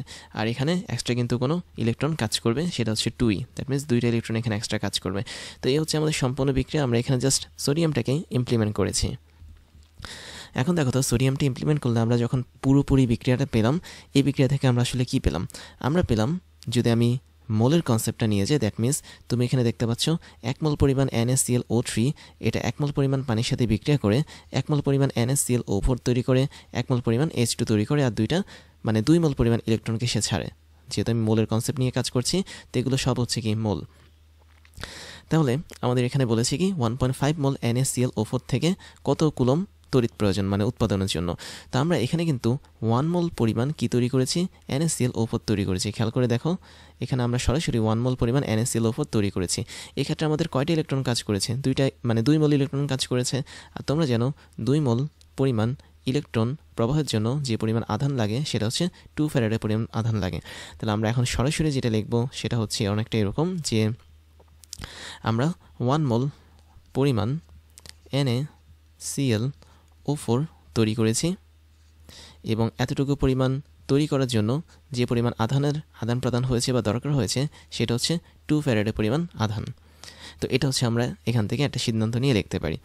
কিন্তু আমাদের কিন্তু 1 মোল পরিমাণ NaClO4 এর কথা বলে নেই। 1 নম্বর কোশ্চেনে 1.5 মোল NaClO4 উৎপাদনের কথা বলা হয়েছে। তাহলে আমি যদি 1.5 মোল NaClO4 উৎপাদন করতে চাই, তাহলে আমাকে যে পরিমাণ তড়িৎ মানে কুলম্বের তড়িৎ লাগবে বা আধান লাগবে সেটা অবশ্যই হবে কি 1.5 ইন্টু 2 ফ্যারাডের পরিমাণ আধান লাগবে। তাহলে 1.5 এর সাথে তুমি যদি 2 ফ্যারাডেকে গুণ করো, তুমি পাবে এখানে 3 ফ্যারাডে। দ্যাট মিনস 3 ফ্যারাডের পরিমাণ তোমার তড়িৎ আধান লাগবে।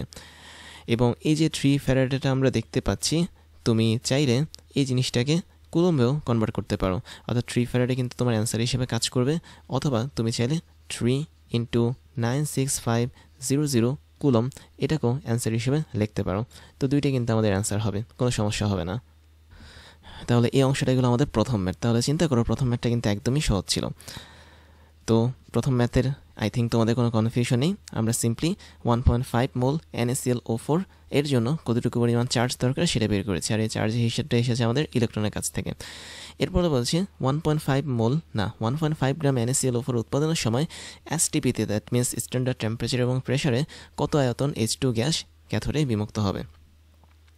তাহলে বিষয়টা এরকম দেখো, আমরা প্রথমে দেখব যে 1 মোল পরিমাণ NaClO4 এর জন্য কতটুকু পরিমাণ হাইড্রোজেন গ্যাস আমরা পেয়েছি।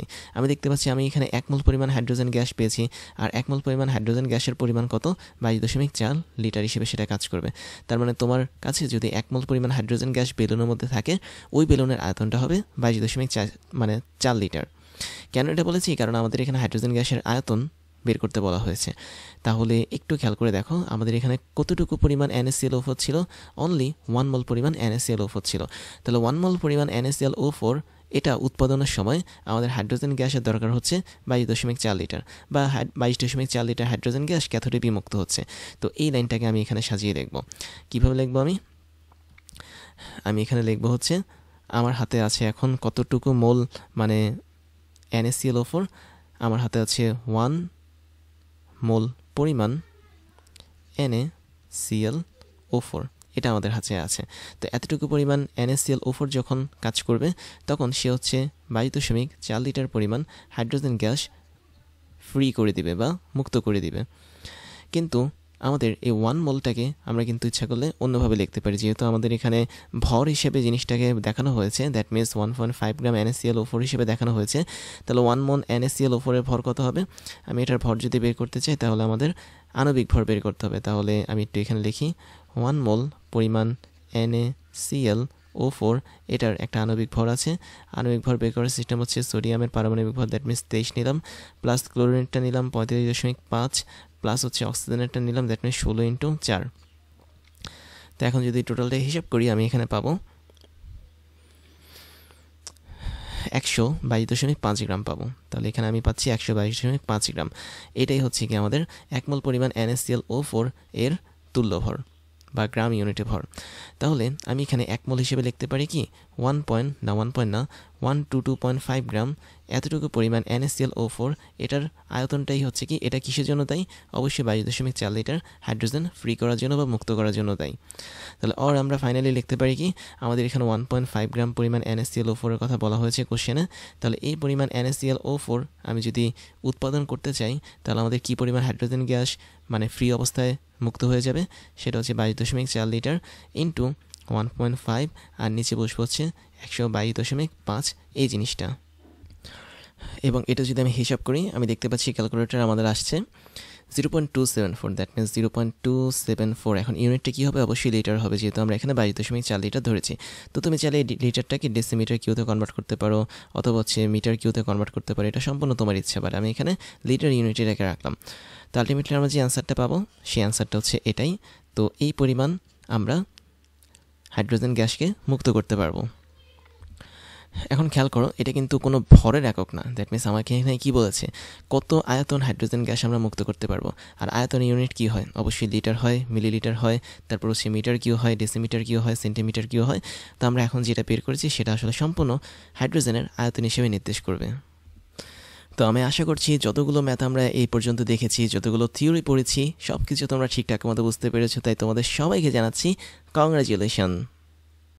এবার ওয়েডিমির পক্ষ থেকে তোমাদের জন্য থাকছে দারুণ কিছু সারপ্রাইজ, যার প্রথমটা হচ্ছে ডিজিটাল লাইব্রেরি।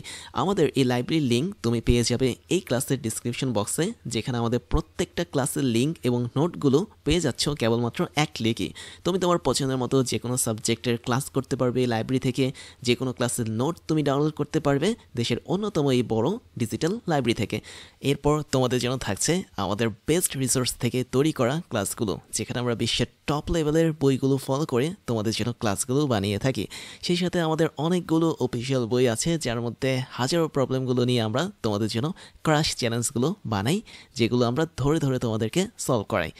তারপরে তোমাদের জন্য থাকছে হচ্ছে আমাদের পেইড কোর্সের সুযোগ, যেখানে তোমরা ফ্রি ক্লাসগুলোতে এত পরিমাণ সুযোগ পাচ্ছ, এবং সেখানে পেইড কোর্সগুলো তোমাদের জন্য, তোমাদের প্রিপারেশনের জন্য অনেক বেশি পরিমাণ ইম্পর্টেন্ট, যেগুলো তোমাদের প্রিপারেশনগুলোকে এক্সট্রা একটা লেভেলে নিয়ে যাবে। আমাদের পেইড কোর্সগুলো সম্পর্কে ডিটেলস জানার জন্য তোমরা আমাদের এই ক্লাসের ডিসক্রিপশন বক্সে যেতে পারো।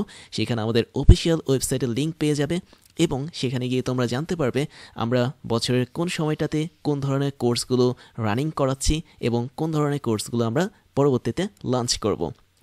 এরপরে তোমাদের জন্য থাকছে আমাদের স্টুডেন্ট কমিউনিটি। তোমরা সেখানে জয়েন করতে পারো। আমাদের অফিসিয়াল ফেসবুক পেজের লিঙ্ক হচ্ছে facebook.com/oedemy, এবং তোমরা চাইলে আমাদের ফেসবুক গ্রুপেও জয়েন করতে পারো। গ্রুপের লিঙ্ক হচ্ছে facebook.com/groups/oedemy। তারপর তোমাদের জন্য থাকছে আমাদের ক্লাস এবং কোর্স নিয়ে সমস্ত আপডেট খবর জানার প্রসেস। তার জন্য তোমাকে জয়েন করতে হবে আমাদের টেলিগ্রাম চ্যানেলে, এবং আমাদের টেলিগ্রাম চ্যানেলের লিঙ্ক হচ্ছে t.me/oedemy। এখানে জয়েন করলে তোমরা আমাদের প্রতিদিনের ক্লাসের খবরগুলো পেয়ে যাবে। কোন দিন কোন কোর্সটা আমরা লঞ্চ করছি, কোন কোর্সটা বর্তমানে রানিং আছে, কোন কোর্সটাতে তুমি ভর্তি হতে পারবে, সমস্ত ধরনের খবর তোমরা জেনে যাবে আমাদের এই টেলিগ্রাম চ্যানেল থেকে। তাহলে এখনই জয়েন করে ফেলো t.me/oedemy এখানে গিয়ে। ফাইনালি আমি তোমাদেরকে আমার পরিচয়টা দিয়ে নিই। আমি হচ্ছি ইমতিয়াজ, এবং আমি একই সাথে ওয়েডেমি ক্রাশ ইঞ্জিনিয়ারিং এবং ক্রাশ কোডিংয়ের ফাউন্ডার হিসেবে কাজ করছি, যেখানে ওয়েডেমিতে আমি তোমাদেরকে এখন পড়াচ্ছি। ক্রাশ ইঞ্জিনিয়ারিংয়ে আমি ইঞ্জিনিয়ারিং স্টুডেন্টদেরকে পড়িয়ে থাকি, এবং ক্রাশ কোডিংয়ে আমি বিভিন্ন প্রোগ্রামিং ল্যাঙ্গুয়েজ নিয়ে স্টুডেন্টদেরকে পড়িয়ে থাকি। এবং আমি মোটামুটি 10 বছর ধরে টিচিং এক্সপিরিয়েন্সের সাথে যুক্ত, এবং এই 10 বছর আমি মোটামুটি অনলাইন এবং অফলাইনে 5 লাখেরও বেশি স্টুডেন্টদেরকে পড়িয়েছি। আর আমার এডুকেশনাল ব্যাকগ্রাউন্ড হচ্ছে বিএসসি কমপ্লিট করেছি ইলেকট্রিক্যাল অ্যান্ড ইলেকট্রনিক ইঞ্জিনিয়ারিং নিয়ে, এবং এমএসসি কমপ্লিট করেছি বায়োমেডিক্যাল ইঞ্জিনিয়ারিং নিয়ে।